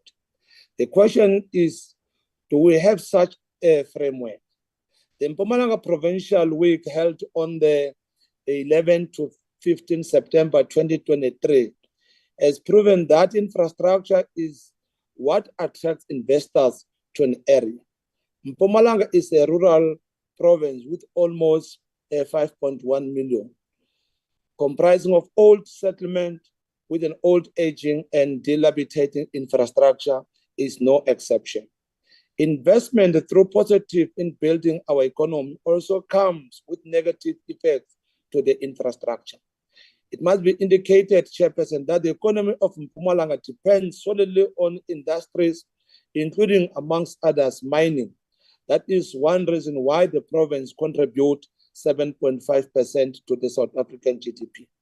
But I must hasten and say, freight involved in the transportation of goods, coal, amongst others, has already left scarce to our already aging and dilapidating road infrastructure. Not only does mining activities impact positively on the economy, but it also drastically affects the infrastructure. As we speak, majority of our roads does have potholes, which are caused by the number of trucks that are passing almost daily, transporting coal. The question is, how do we then strike the balance where we benefit from tertiary industrial activities, not forgetting that our people need jobs in order to reduce the rate of unemployment that was sitting at 49.7 as the third quarter of 2020 and 2021 financial year. Further, the population increase in the province calls upon the ANC-led government to increase the rate at which sustainable basic services provided to the community. It's for this reason that we have commissioned a huge water and sanitation related project. In Nkangala, NCOP done, as the Deputy Minister correctly said, bulk water supply scheme is underway. The Restaurant Dam bulk supply scheme in Steve Chwete, Falbank water treatment works, upgrading of Victor Kanye waste water treatment works. In Gersibande, upgrading to Balfour water treatment plant in Dipalising. In Msualekwa, Emelo, upgrading the Brighton and Devil water treatment works. In Chief Albert Ntuli municipalities, we are upgrading an Eerstehoek and Mpuluzi Metula water treatment works. In Ehlanzeni, we have 3 copies, bulk water scheme upgrade. In Nkomazi well, in Tabacheu, Lightenberg, we are upgrading the water treatment works. Chairperson, this is response to the findings of the Provincial Week of Water Treatment Works operating beyond capacity in aging infrastructure requiring large immediate investment. Further, Mpumalanga municipalities have prioritized water and sanitation and have set aside not less than 50% of its MIG budget allocation to deal with the backlogs. Chairperson, the then Secretary General's Ban Ki-moon once said, open quote, sustainable development is the pathway to the future we want for all, close quote. As Department of Human Settlement, we have heed the call towards effective delivery of services communities by servicing sites in our municipalities. In Gamklusha alone, we have already serviced 3,500 sites. In MLO extension 44, 1,762, and in Msholozi, 850 sites. Bulk works also been provided in these areas. Just to mention a few, there is some communities live in formal settlement where we have installed internal services, including sewer, water, roads, even though they are gravel roads that we have done so far. As far as the electricity is concerned, as a province, we have managed to put electricity across our areas, including the informal settlement, as well as in the farm areas. I must indicate, however, Chairperson, that we're worried when we see an article published on the 12th of February this year, 2024, which suggests that there is a sabotage. And I want to read it verbatim. It says, evidence found of Democratic Alliance involvement in power outages in South Africa. That worries us. And I think this August House will not leave that statement unattended because it should be one of the concerns. Well, we're worried that there is a load shedding in the country. There should be people that are planning to do the outrages. That is a matter that we must condemn at all times. While we are looking for even to be elected into power, we must not at any stage aim to sabotage the community of South Africa who need their services all the time. This parliament has the responsibility to give services to the people of this country, irrespective of which political party you are. That's one of the responsibilities. As I conclude, Chairperson, the province is in process of eradicating asbestos roofing, which was used by the apartheid rulers to harm our community's health with the intention of reducing their mortality. Oliver Reginald Tambo taught us that injustice anywhere is a threat to justice everywhere. I want to take this opportunity and thank you, Chairperson, for allowing us as a province to debate in this important discussion. Thank you very much, Chairperson. Thank you, Honorable Mashilo. The next to participate in the debate is the Honorable Ms. P.M. Chwete, the Deputy Minister of Human Settlements.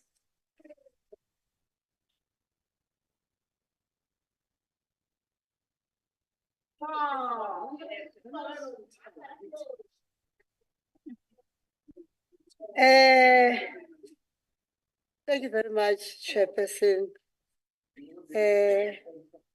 Ministers and deputy ministers, especially DM Shabalala, who is with us today, and also the MECs that spoke before me, all the members, Chairperson, Mankala Ngobulela Parliament, no Minister Wamuchikunga, Koniki Tuba Lubandi debate Kabele Parliament, Kubandi Tata Umshala Pants, Diabulela Minister Kubai, and the Seven Sena Kakusheka Kulu.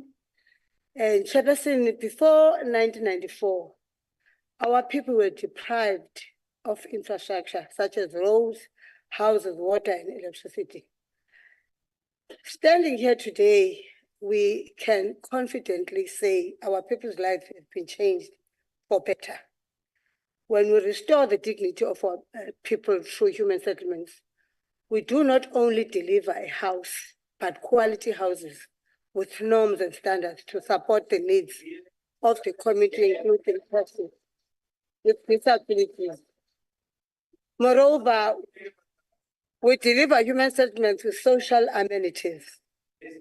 Honorable Chairperson, as we are nearing the end of our 6th administration, Don't drown the speaker. we need to reflect and take stock of what we have achieved and what still needs to be done.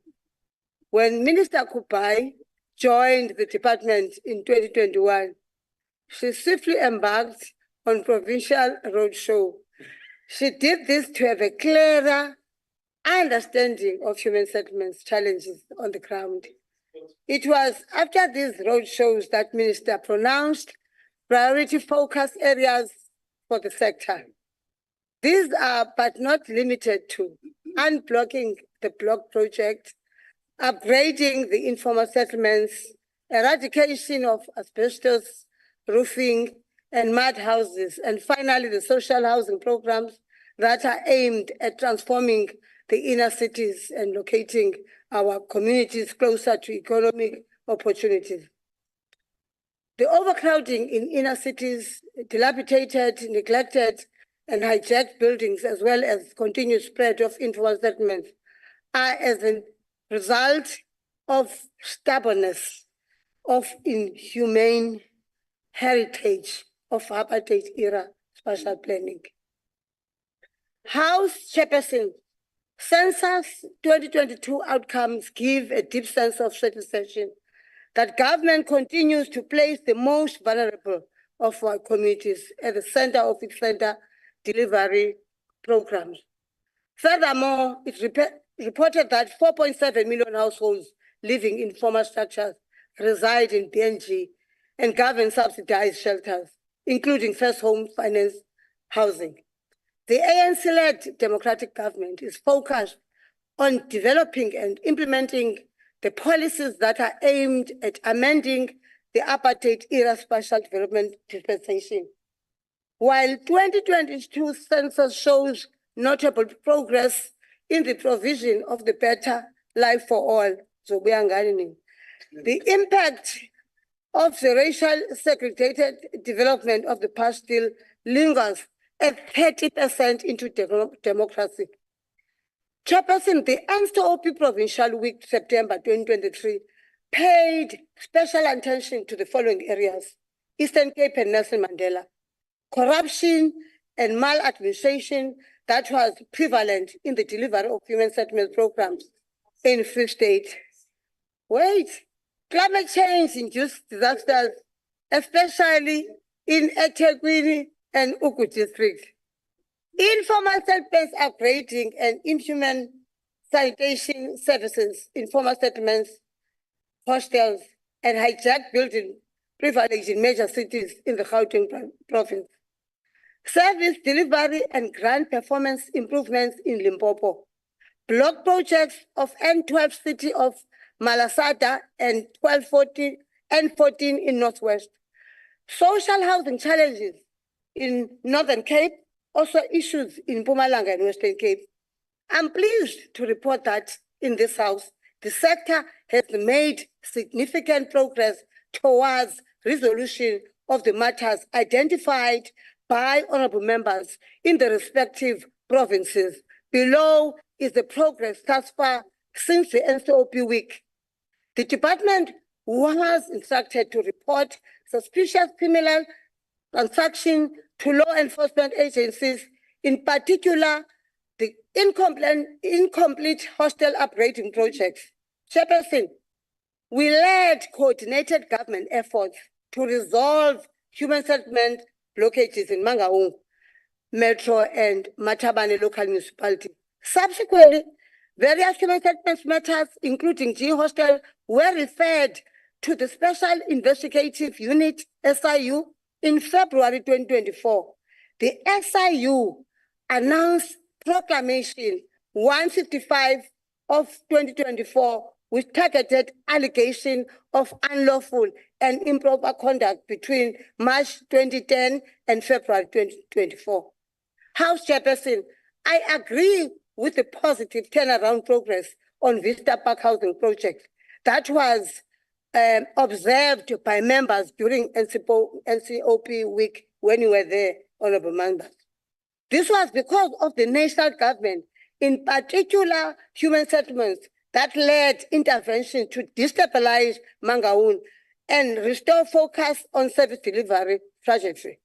We are deeply concerned about deterioration of human settlement programs in Gauteng metros under DA government, especially the city of Tshwane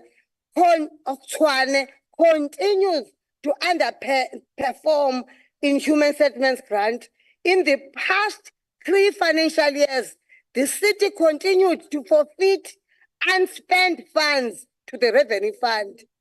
And then they come here and talk about the ANC when they don't use and they don't utilize the funding. And the cholera outbreak experience in the Hammarsdal area in Tshwane is regrettable and was indeed a low point of democratic dispensation, especially under the direct watch of those that claim to govern better elsewhere. What is it that you can do? You took 3 municipalities, they are failing, you don't use the money, and you say you want to be loud. You are too loud. You will never. You are too loud. This reality, this reality confirms that in their eyes, some lives are more important than others. The airport, all of the members, ujonge left, ujonge right, kuhlala abantu bakuthi, kumdaka, kunyimfi, and they expect people to vote for them, and where the black areas, they don't clean. Just look around. When you come from airport, you will see the side of Ulanga, the side of Ukuguletu, and Khayelitsha. I've worked in Khayelitsha, I've stayed in Philippi. It's filthy under you, government of in KwaZulu-Natal. The 2022 disasters became a focal point during the NCOP week. The interventions from all the 3 spheres of government ensured that communities that were mass care centers were accommodated in suitable temporary residential accommodation, temporary residential units, and identification of suitable land parcels for permanent relocation for the victims that could no longer rebuild in original land parcels. I'm pleased to report that in this house, Phase 3 of Umzumbe, Cluster A, Rural Housing Project will commence in April for a total of 300 units. That's us, that's the ANC. The total yield of the project is 2,000 units with Phase 1 of 500 units and Phase 2 of 300 units completed respectively. The council approval of Duzazana TRS has since been received, and geotechnical studies are being finalized, which will yield 293 units. That's us. With respect to Gamalake rectification project of 149 units, the department is finalizing the appointment of the service provider after the approval of the application was obtained. That's the ANC government. Additionally, to prove efficiencies in responding to disasters, human settlements, emergency response has been centralized at the national department, including policy changes that emphasize use of alternative building technologies to respond to disasters in rural areas. You don't know about rural. Mna ke ndihlele ezilalini, ndilayita ufinya futhi, ndihlele ndinodaka, namhlanje sikhala ngombane ongekho, sikhule silayita ufinya futhi thina, sifunda makhandlela, ngenxa yenu, ngenkohlakalo yenu. Honorable members, raised concern on the delay of N2 City of Moshasana and N12 project. The Northwest Department of Human Settlements has since taken over implementation of projects from the municipality. This intervention will ensure completion of 1,667 job structures without further undue delays. City Abo. Additionally, internal services on N14 extension 10 have been completed. Honorable members, again, 2023-2024 financial year, in Ugu district alone, we have eradicated over 1,000 mud houses and replaced them with formal structures. The plan is to completely do away with mud houses as azakhiwe nini nasihlahla ezindlini zodaka nikhohlakele. During 2024-2023, Budget Board Minister Kubai elaborated in detail on the social housing program rollout, including numerous projects that were ready for handover, following the handover of Relato Park Community Rental Units in Kimberley 2021 to beneficiaries.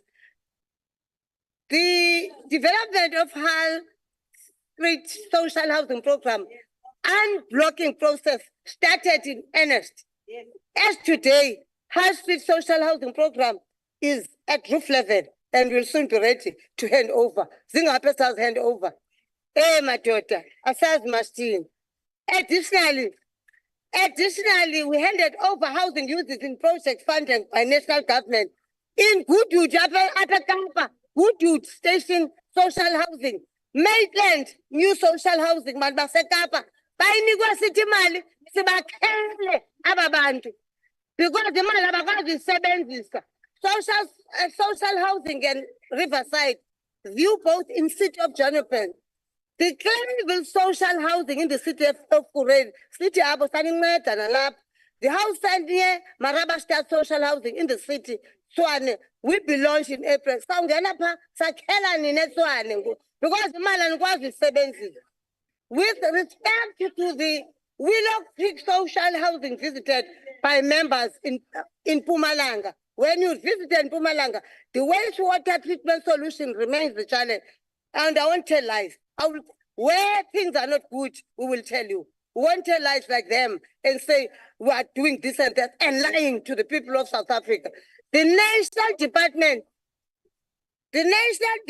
of Human Settlements will ensure that the wastewater treatment park solution is provided in the 2024-25 Provincial Business Plan. It's in the plan. It's in our business plan. We're going to do it for you.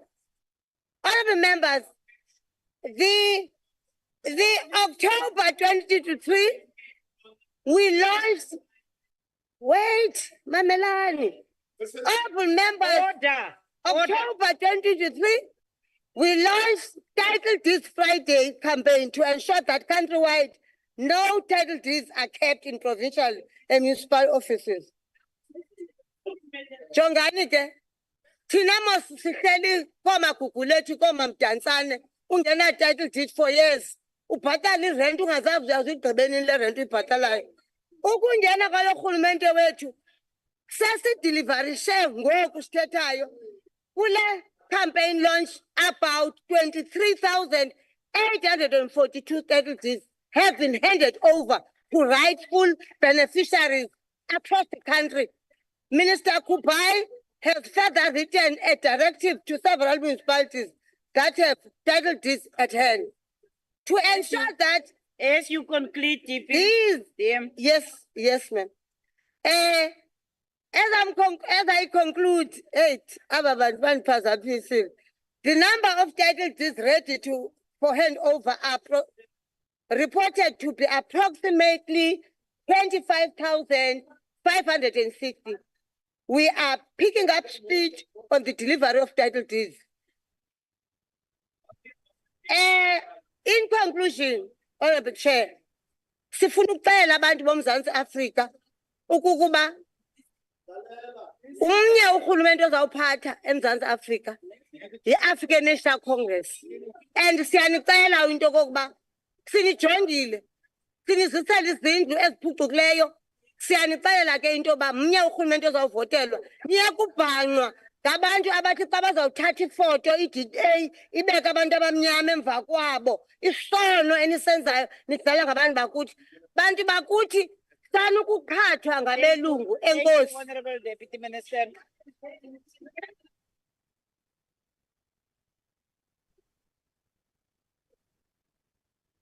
Thank you, honorable members. Thank you, honorable members. We will continue with the debate and we will call on Honorable N. Hadebe, Inkatha Freedom Party, to continue with the debate, and I will also call on the chairperson to continue presiding over the debate. Honorable Hadebe. Thank you so much, Honorable Deputy Chairperson. As all members would recall that the date of last year's Provincial Week coincided with the passing of IFP founder, His Excellency Prince Mangosuthu Buthelezi. Therefore, I could not participate. However, having read the report and knowing the living conditions of our people, it was not difficult to highlight key concerns that must be addressed. In the province of KZN, we currently still have victims who have been displaced in the floods of 2022, living in transitional emergency accommodation. While we can appreciate the respect for procedural protocol, as highlighted in the report, it is quite concerning that it is nearly 2 years later and these people are still left without stability. We know that the reality of living in these TEA units is not easy. Therefore, we agree with the report that the process of completing permanent accommodation for the flood victims must be fast-tracked to avoid spending more resources on renting temporal, and the ownership of title deeds by flood victims will bring back their human rights dignity. A further key concern in KZN is the scarcity of piped water and the lack of infrastructure for the provision of piped water. During the 2022 Taking Parliament to the People of the NCOP, the Minister of Water and Sanitation committed an additional 150 million in water service infrastructure grant funding for the 2022-2023 financial year. Yet there are still large parts of KZN where residents are reliant on water tankers.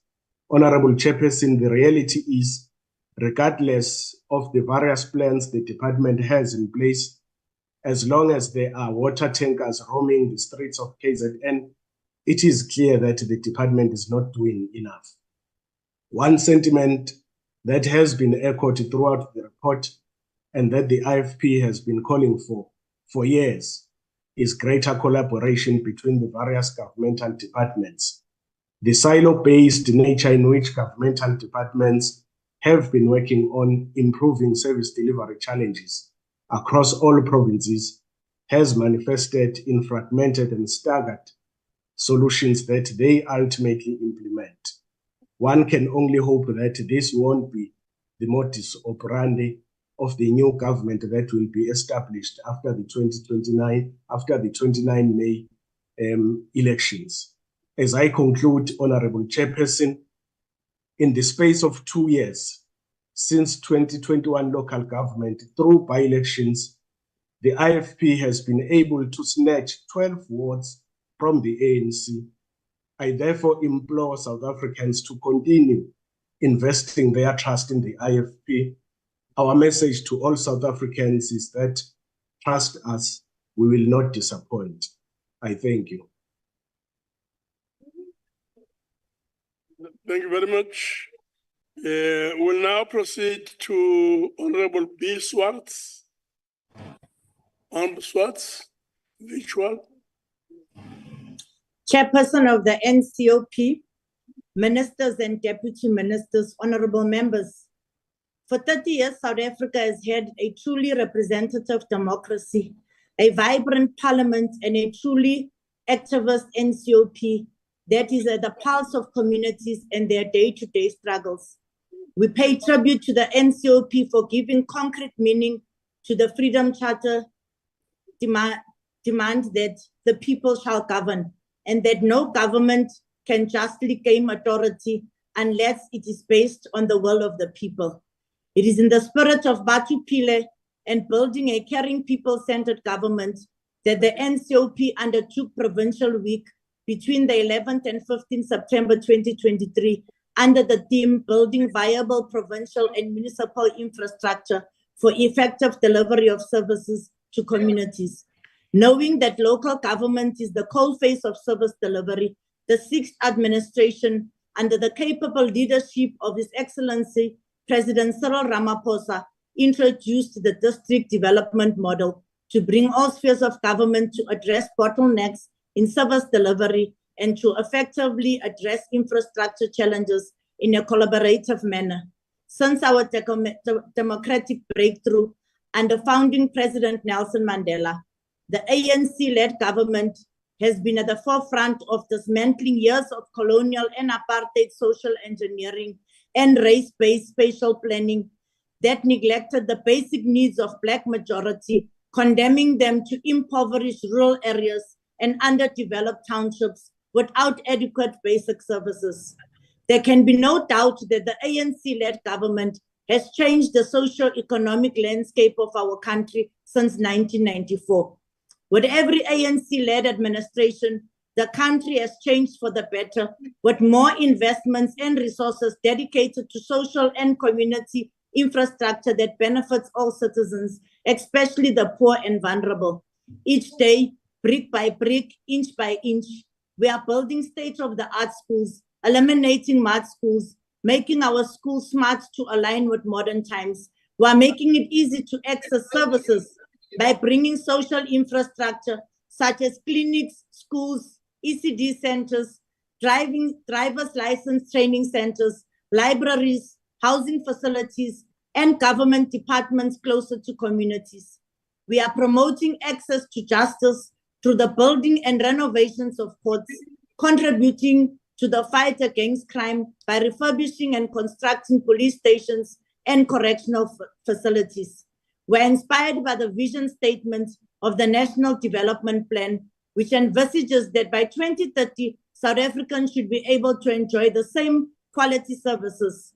The NDP foresees every community to have all the enablers of modern life, where citizens can say, we have water, we use a toilet, we have food on the table, we fall asleep without fear, we gather together in the front of the heat.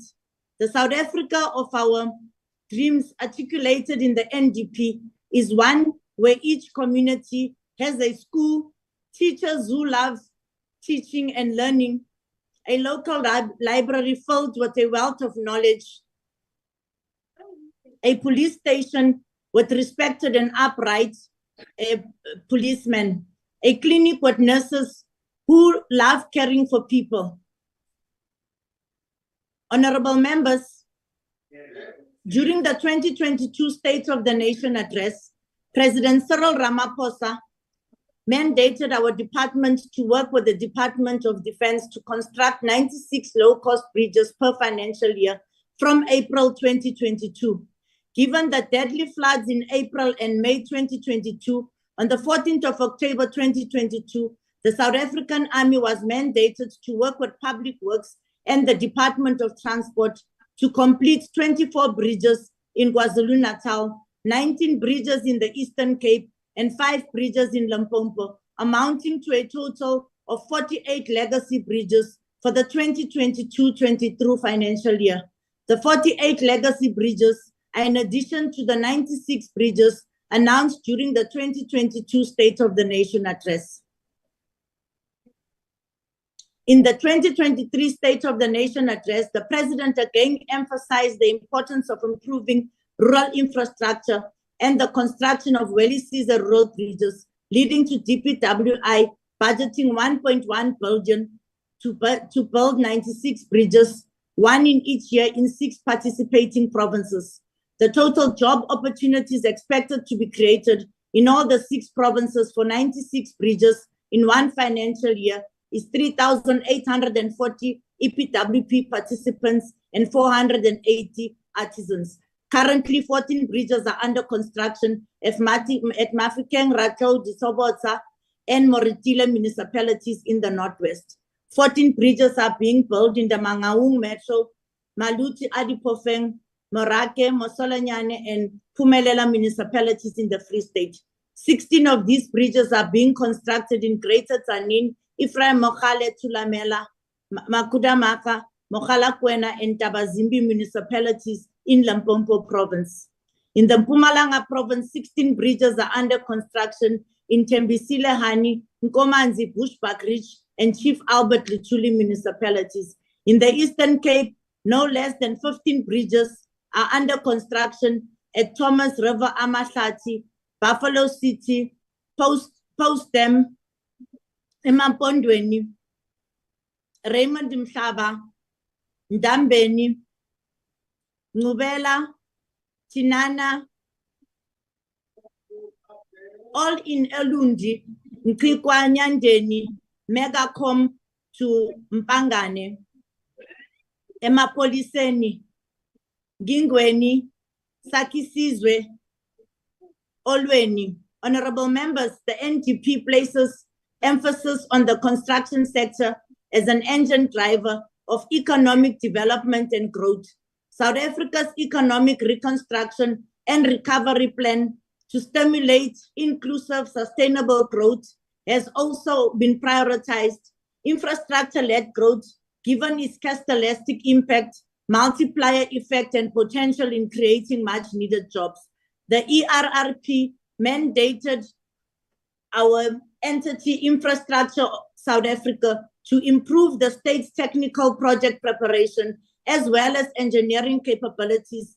Under Infrastructure South Africa, we have packaged strategic integrated projects which are undergoing the spatial injustice of apartheid and are building united and better communities through the provision of bulk infrastructure in water, sanitation, energy, transport, and human settlements. Through ISA, we are implementing projects that are not only helping our economy to recover and grow, but are also providing work opportunities, alleviating poverty, and ensuring inclusive growth and sustainable development. Delivering the budget vote speech last month, the Minister of Finance allocating more than 942 billion in the public infrastructure over the MTEF. The spending will support the refurbishment and maintenance of existing assets and the building of new infrastructure. Regarding municipalities, an additional 1.4 billion was set aside for the Municipal Disaster Recovery Grant to fund the repair and reconstruction of infrastructure damaged by the floods during 2023. Honorable members, DPWI is a custodian of the biggest property portfolio in our country. We carry the responsibility of ensuring that our properties and new infrastructure is properly maintained. This is occurring at a time when the fiscus is under tremendous strain. Please allow us to share highlights of the key achievements of our National Maintenance Program for 2023-24 financial year. The maintenance split between reactive and versus proactive has been 80% to 20%.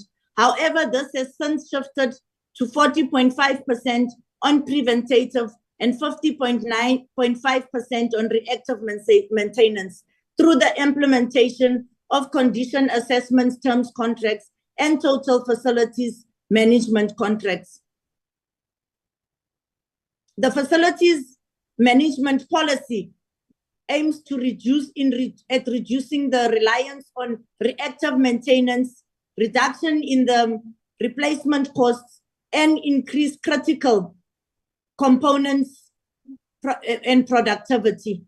Maintenance models to support the policy are term contracts, total facilities management contracts, and workshops capacitation. Condition assessments, facilities, and 719 on critical components have been carried out from 2020 to 2023. Total facilities management.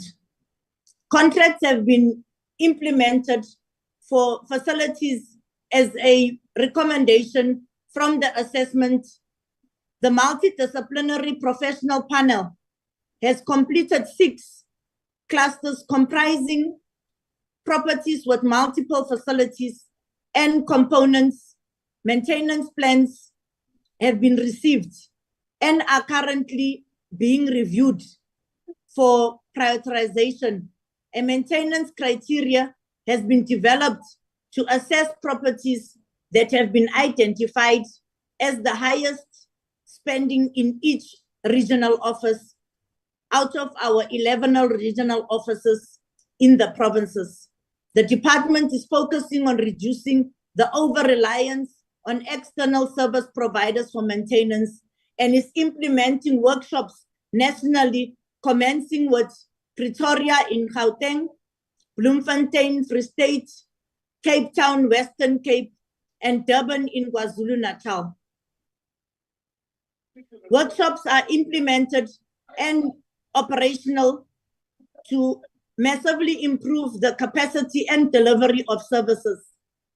The total facilities management contract has been implemented with a shift to a 70% preventative maintenance. Servicing and maintenance actions required at prescribed frequency and 30% corrective maintenance repairs. Frequency estimates based on criticality of assets. The department has successfully implemented 4 total facilities management contracts for the period of 2023-24 financial year, with an additional 8 in the procurement pipeline for implementation. A total of 244 term contracts for soft services and 86 technical term contracts have been implemented.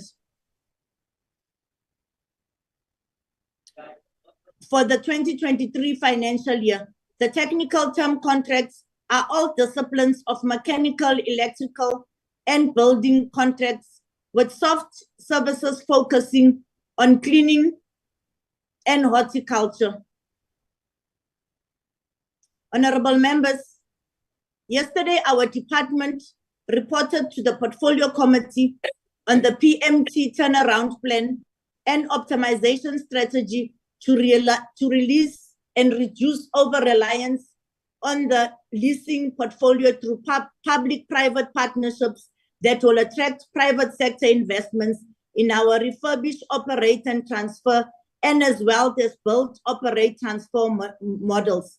The optimization strategy seeks to attract direct private sector investment projected at over 10 billion in the next term of administration within the state property portfolio. This is in line with the repositioning of DPWI as an implementing agent of choice, as outlined in the budget vote speech in May 2023 by Minister Sihle Zikalala. Our department continues to engage stakeholders in the construction sector, including business forums, to eliminate stoppages, intimidation, and extortion at construction sites. As we support law enforcement to apprehend offenders and those sabotaging our economy, we are also strengthening our social facilitation program to improve communication and manage community expectations. Through Operation Pay on Time or Ria Patala, we aim to support construction companies and discourage corruption and bribery. The minister has also directed the CIDB to establish an ombudsman office for the construction industry, which will serve as an independent body focusing on resolving disputes in the construction industry. South Africa works because of public works. I thank you. Yes. Thank you very much. Honorable members, I hope that the message by the speaker is not lost. Her posture is just one thing. I trust that she will learn and will correct the way the image was shown on the screen. I mean, laughing is one thing. What brings us here is the ideas That's what should not be lost. She will learn and it's doable. Thank you very much. We'll proceed to Honorable Detroit. Thank you, Honorable Chair. Honorable Chair, if you allow, I'd like to switch off my video. The bandwidth is low here in Cape Town. Yeah, no, that's okay. Please proceed. Thank you, Chair. Agbare voorsitter, hoe ironies dat die ANC verkies het om die tema van die September 2023 provinsiale week net dit te maak waarin hulle gefaal het die afgelope 3 dekades. Building a viable provincial and municipal infrastructure for effective services to communities. As communities expand through structured development as well as illegal settlements, provincial legislatures and municipalities failed to maintain existing infrastructure and also failed to develop these areas to handle the capacity. Die kaderprobleem, voorsitter, die kardinale probleem is dat daar alle beplan word om mislukkings op te los net om 'n kadertender uit te deel. Die skep van omstandighede wat die ontplooiing van administrateurs noodsaak dat munisipaliteite net verder kan verval, is maar een van die duistere aktiwiteite waarmee die ANC homself besighou. Gemeenskappe word deur die regering mislei as daar gesê word dat daar deur middel van provinsiale weke probleme opgelos word. Sedert 2019 word dieselfde probleme in die Noordwes en Vrystaatse provinsies aangespreek sonder dat politieke hoofde toesien dat gevolgbestuur toegepas en probleme opgelos word, voorsitter. Die rioolkwessie is 'n probleem wat voortsleepend is. Die behuisingsprojekte in Ventersdorp en Matlosana sit steeds met waterprobleme. Bojanala distrik is die riool steeds besig om in die strate af te loop en dit is ook een van die hoofoorsake dat vars waterbronne besoedel word. Lichtenburg en Kolonie gaan steeds gebuk onder water en elektrisiteitsvoorsieningstekorte en die toestand van paaie in Noordwes raak daagliks meer haglik. In spite of the fact that the Auditor General is continuously indicating that the fact that political interference and political instability are some of the major contributors to service delivery failures, the ANC continues to recognize these concerns, but does nothing to address the matter. The ANC gave birth to protest actions and raised this dragon to become the monster that is currently scorching the country across all 9 provinces. In 2022, the SAPS was present at about 2,455 protest actions across the country. And in 2023, this figure increased and it's speculated that it might reach a climax in 2024. Rolling blackouts and water outages and joblessness are feeding this flame of destruction, Chair. The fact that the ANC used provincial weeks as political rallies can't be contested. It gives them the opportunity to engage with communities and to make promises they do not keep. Ons as oppositiepartye het die afgelope besoek aan die provinsies daarop aangedring dat die vorige besoekprojekte eers afgehandel moet word voordat nuwe besoeke geskeduleer word. At the end of the day, Chair, deeds speak louder than words. The state of municipalities that is a showcase of the ANC's governance and success. Die verval van munisipaliteite is die toonbeeld van 'n regering wat 'n martelaars ontplooi, aangesien gemeenskappe, die burger, daagliks droë krane en donker strate vol slaggate en geweldig moet staar. Die herstel en vestiging van infrastruktuur en effektiewe dienslewering sal slegs 'n realiteit kan wees as die ANC uit die kussings gelig word en op straat gegooi word. Die kiesers sal julle oordeel vir daaroor, voorsitter.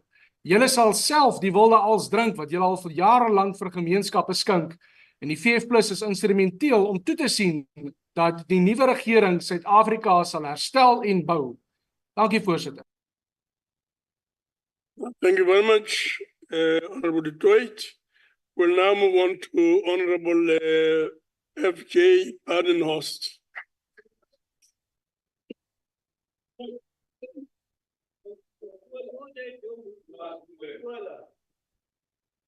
Honorable Chair, fellow South Africans, good day.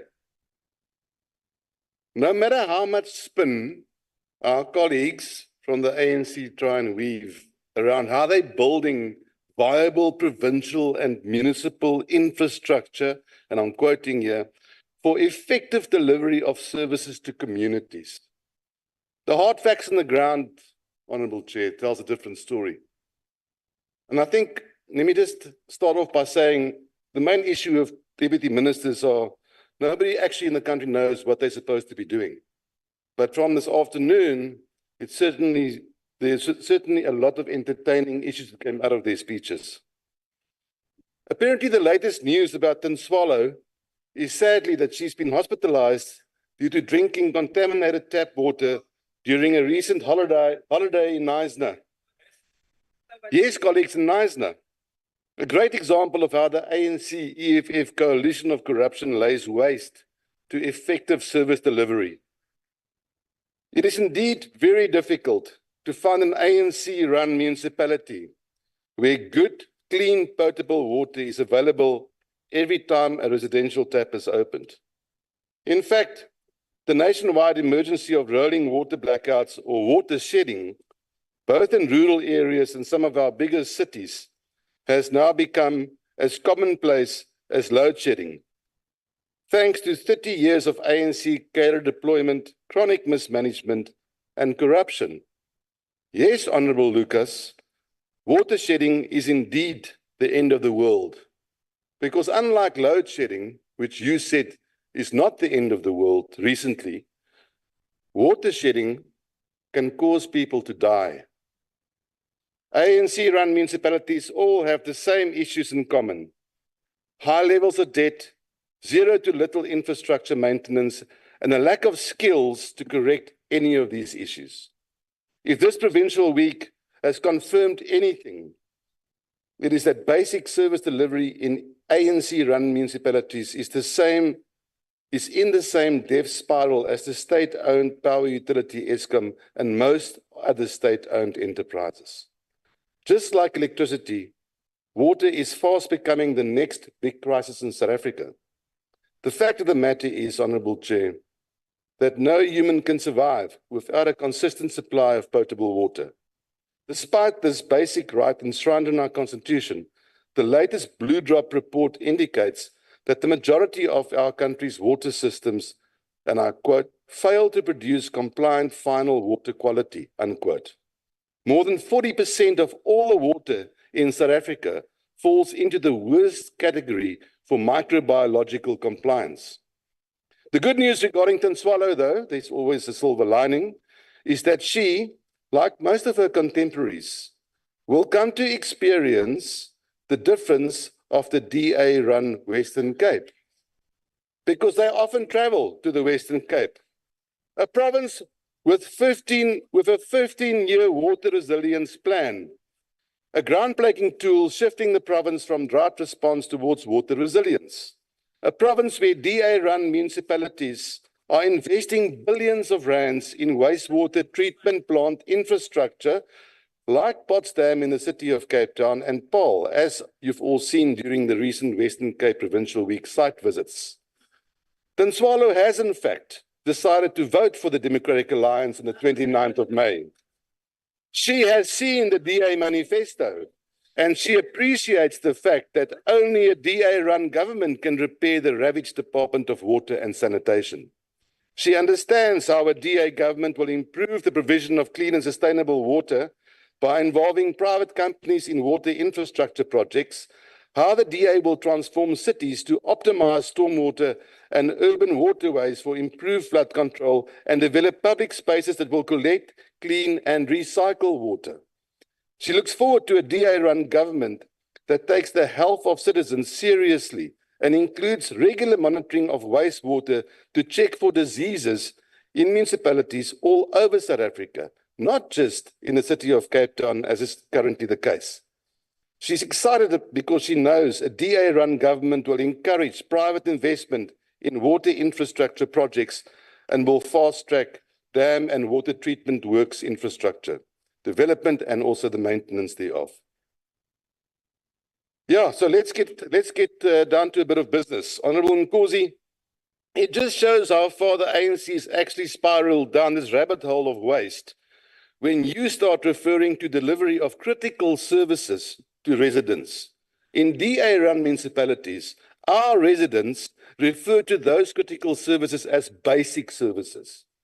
They've come to know that the DA delivers basic services every single day Minister, yes, unfortunately, the maintaining of national transport infrastructure is the real elephant in the room. No matter how much we dwell on the past, it's a difficult exercise if you take 30 years of corruption into account. The group just walked away with more than 40 billion rand of your department's money. Honorable Lucas, yes, municipality liquidity crisis is really true, but it's created by ANC corruption. Tanswalo is learning the hard way that clean drinking water the whole year round is much more important than a bucket of Kentucky Fried Chicken once every 5 years on the eve of an election. Thank you. Thank you very much. Honorable Dodobu. Moi Rikas, moi.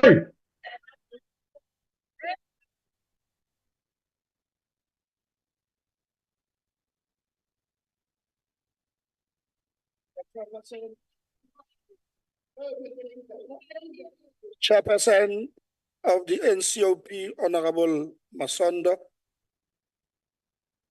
Minister of Transport, and all deputy ministers who were part of this debate this afternoon, members of the NCOP. This afternoon, I made an observation. This observation is about a gang up against the ANC. All of these political parties, the EFF, the Freedom Front Plus, and DA, they all gang up and they sent a very central message. And that message is about their dream of ensuring that they depose the African National Congress.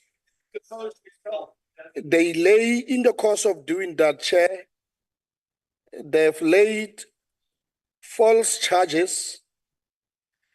They have broadcasted propaganda based on manipulation, untruths, and falsification. Let me just start with the chairperson of a committee in the Western Cape. He made a lot of stories attacking small municipalities in the Western Cape.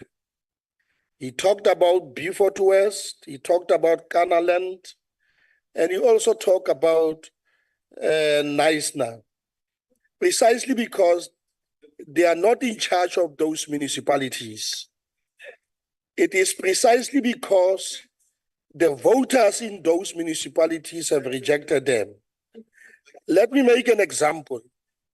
A small municipality, Canaland, which has got 7 councillors, in the Western Cape that they proclaim to be running, they have 1 councillor. The rest of political parties, including the ANC, have got all other councillors. This is a fact. What they have done in December, their MEC, Bradel, he has invoked section 1395 of the Constitution against that poor municipality. Because in their view, they say this municipality is in a financial crisis.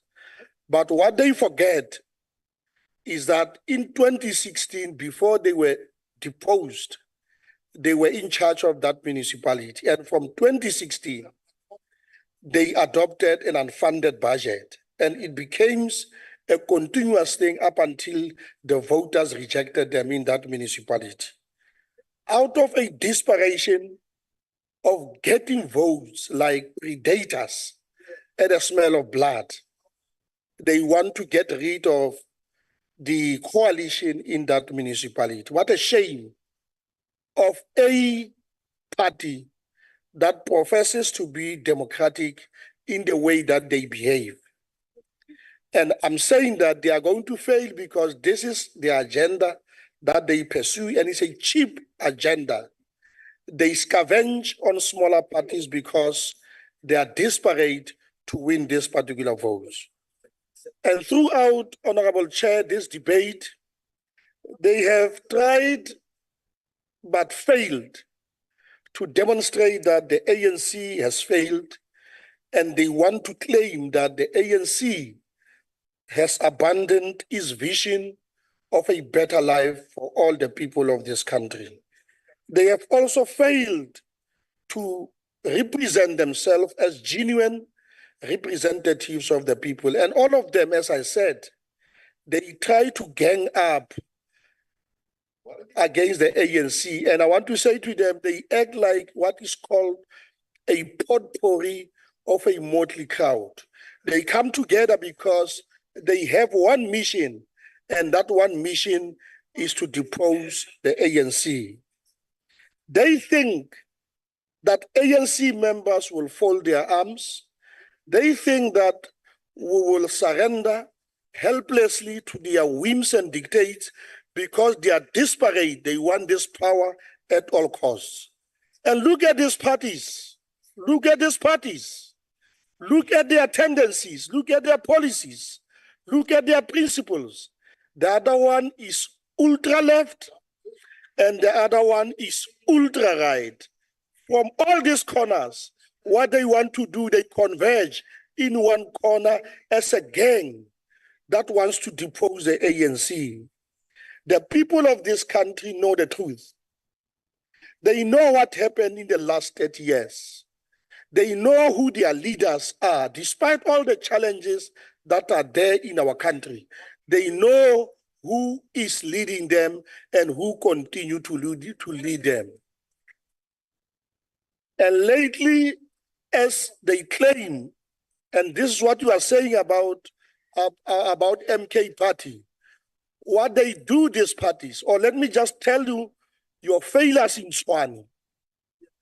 You started governing Tshwane in 2016, and this year is the 8th year. In 2016, you've had 5 mayors, starting from Simang, Abel Tau, Randall Williams, Mokhalapa, and lately this arrogant CCL Brink that I want to talk about.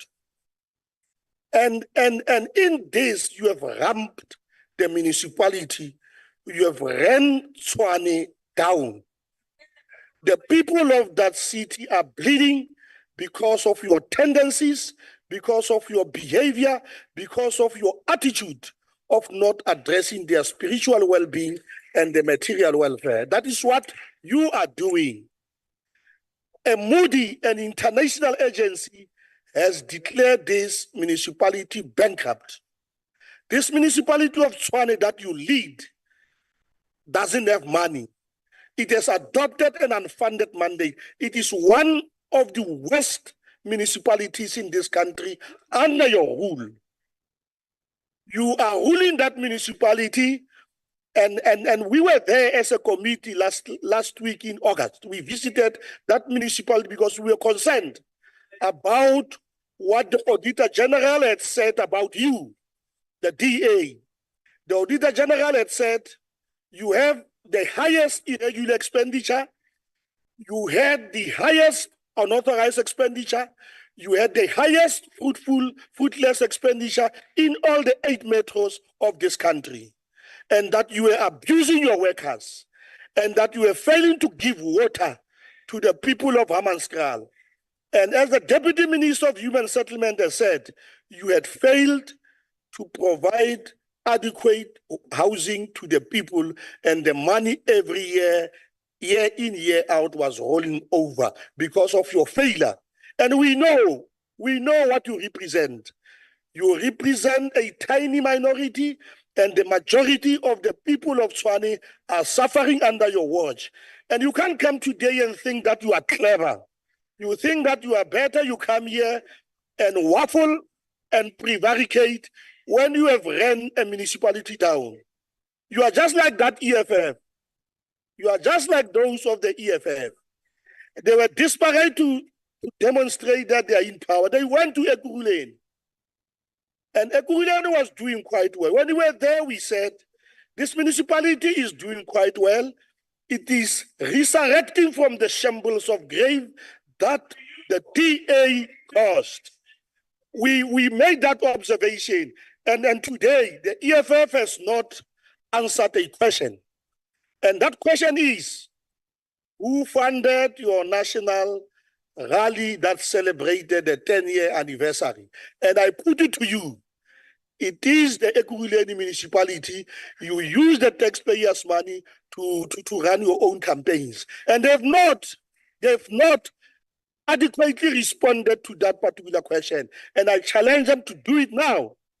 Do it and respond to this particular question, because you are desperate. You want to have power at all costs. And this is what you want to do. And we are saying this is an opportunity, and because we can see this agenda, and we will deal with this agenda. This agenda, it is about to destroy the ANC. It is about gaining votes. And in the process, as I said, you act like a predator. You are hungry. You are desperate to get power. And power is not going to be gotten this way, because the people of this country know where we're coming from. They acknowledge our own challenges. And as the ANC, we are the first one to admit that we're facing challenges. And the principal question would then be, what is it that you're doing to address the issues of unemployment, the issues of poverty, the issues of power cuts in terms of load shedding, the issues of inequality that for centuries you have perpetuated? And I want to say, Honorable Chair, that we are facing challenges, especially at municipal level. Many of our municipalities cannot provide democratic and accountable government. Most of them, we accept that they cannot provide proper basic services to the people, that we accept that some of them cannot promote community participation and make sure that the people where they live, they become part of the system itself. And we are the first ones to admit that they cannot provide proper, safe and healthy environments where they live. But the question is, we've got to attend to these particular issues. Now you're sitting here, you waffle, you prevaricate, you say nothing because you are desperate, because you want power. But we are aware, the ANC is aware, and we are indomitable, unfortunately. We are very old. We are 112 years old. And in the process, let me lecture you. There are people who behave in a particular way. They were thieves. They stole our colors. They tried to steal our names. They tried to steal our heritage. They steal everything that belongs to the ANC. But we are resilient, including you, the EFF. You stole an agenda of economic transformation in our lifetime. You stole that particular agenda because it was in Galaga State in 2011 when the ANC Youth League adopted the 7 pillars of transformation, which you use because this party steals. They steal everything because they are jealous of the ANC. And now lately others are using some color, some names of our historic name of an organization that we founded in 1961. There was a purpose for us to establish that particular organization.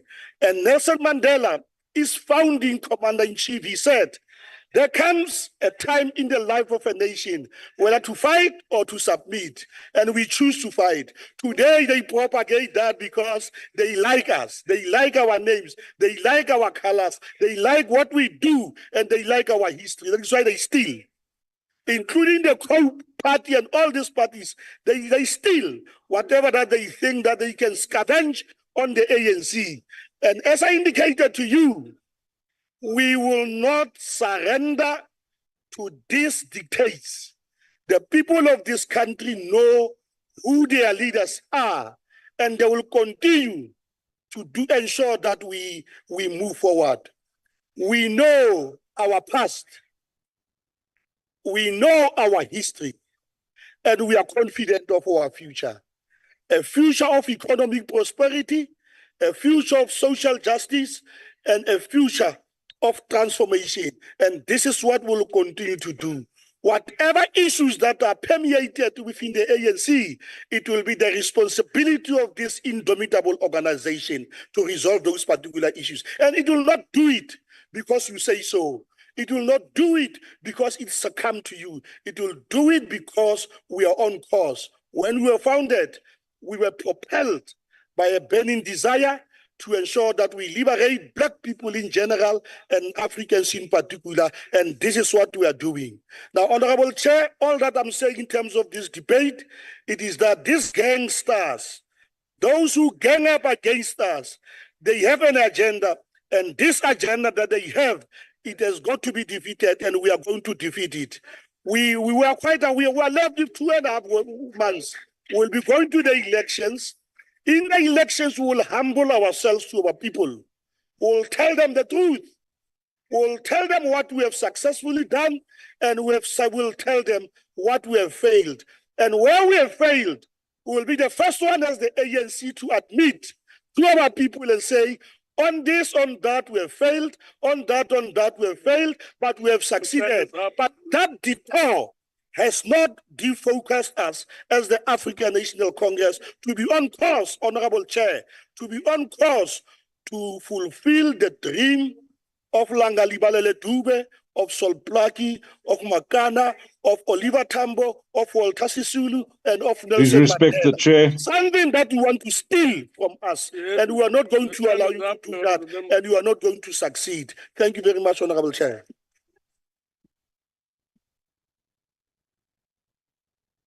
Thank you very much, Honorable Lucas.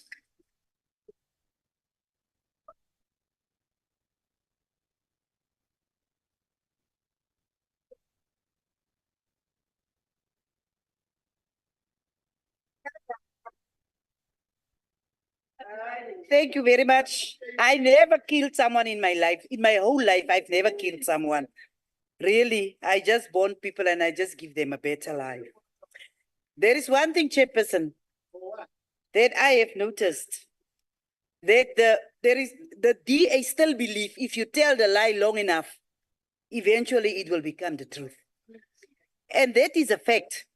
Chairperson have said, I hope we have listened to what the speaker have said and not just laugh because of the posture of the person. They've never listened. And the problem is, the fact of the matter is, the people of South Africa's reality cannot be changed if you say so. Michael Cabral said, people are not fighting for ideas. They are not fighting for anything in the things in anyone's head, but they are fighting to win material benefits. That is why it's what it's all about. And you can say 100 times, because many people came here with evidence-based information of how they changed the people's life. All of us went on this provincial week. All of us saw what has been achieved. All of us saw what have been the shortcomings. Others come and they just see what they want to see. So that is why it's very difficult for me to begin to open a debate when it is already been closed.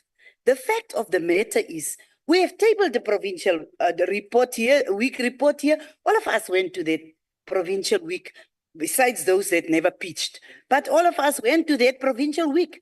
And you know something is that there is something that says, empty vessels make the most noise. No, as I'm standing here, there is only one thing that I really want to do. I want to address the Honorable Fry. I went to Athlone the day before yesterday. This road is called Canal Road. And I went to that place. I have been an MEC of Environment in my province. And Solplaiki has been very notorious for being a very dirty city. I started a process of assisting the people of Solplaiki to begin to clean the city. There is still loopholes which we would like to address, but I have in my life never saw filth that the way I saw it in Athlone. Can I advise the people of the Western Cape, don't just clean where we see. Go to the areas where people live in filth and in dirt. I should have taken the photo. I will take it tomorrow when I go there again. And I went to Google Earth too. I found a road or streets project not concluded in months since last year. And since last year, it was never concluded. It was never completed. The people of Khayelitsha, Philippi, Gugulethu, and Athlone are not, like I said, they are not having the same reality as the reality that people want to portray here. Don't come and speak about nice now. Whilst people, you know, I don't know whether there is town planning in that area where I was. Because where people are staying, I became claustrophobic. Or what is the word? Claustrophobic. Chairperson, I'm speaking the truth. The fact of the matter is I didn't want to say these things because for us, it is about the report and what we can do to make sure that we assist municipalities as the National Council of Provinces. It's not about coming here om terms uit te reg nie. Dit gaan nie daaroor nie. Because we've got a common objective, and our common objective is to make sure that South Africa becomes a better country for all to live in it. That is the thing. But I am advising you, I can assist you because I'm from there. I started the process of making sure that Solplaatjie become a cleaner city. And it's cleaner. It's still not where I would love it to be, but it's cleaner. And the Cape Town can be better if you address the areas where our people live. Thank you very much. Yes, thank you very much. Thank you very much, Honorable Lucas. I now put the question. The question is that the report be adopted.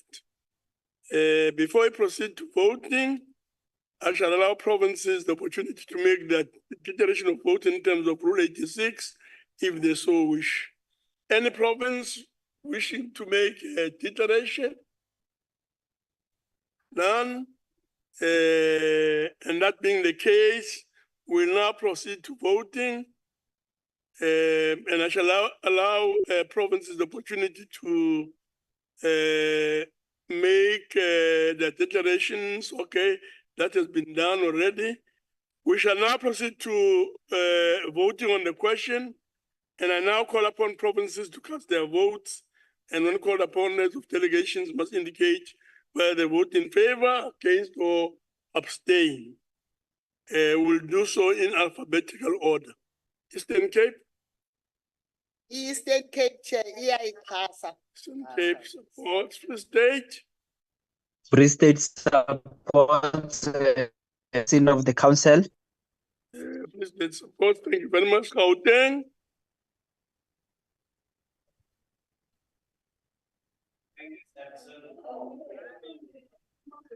Gauteng? Let's move on to KZN. KwaZulu-Natal. KZN ayaseka sihlalo umbiko. Thank you very much. Limpopo. Limpopo lay amogela report. Limpopo support the report. Mpumalanga. Mpumalanga support the report. Mpumalanga supports. Northern Cape. Northern Cape support the report, Chair. Northern Cape supports. Northwest. Northwest supports. Western Cape. Western Cape supports the report, and I've accompanied the Honourable Deputy Speaker to Canal Road. Thank you. Western Cape supports. Thank you very much. Voting is now closed. 8 out of 9 provinces voted in favor. I therefore declare the report adopted in accordance with Section 65 of the Constitution. Thank you very much.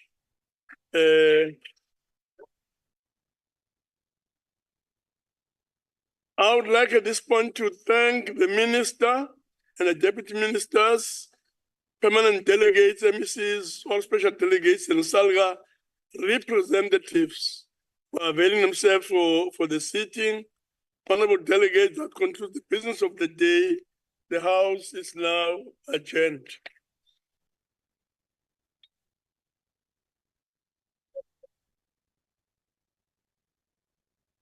On the board, Chairman.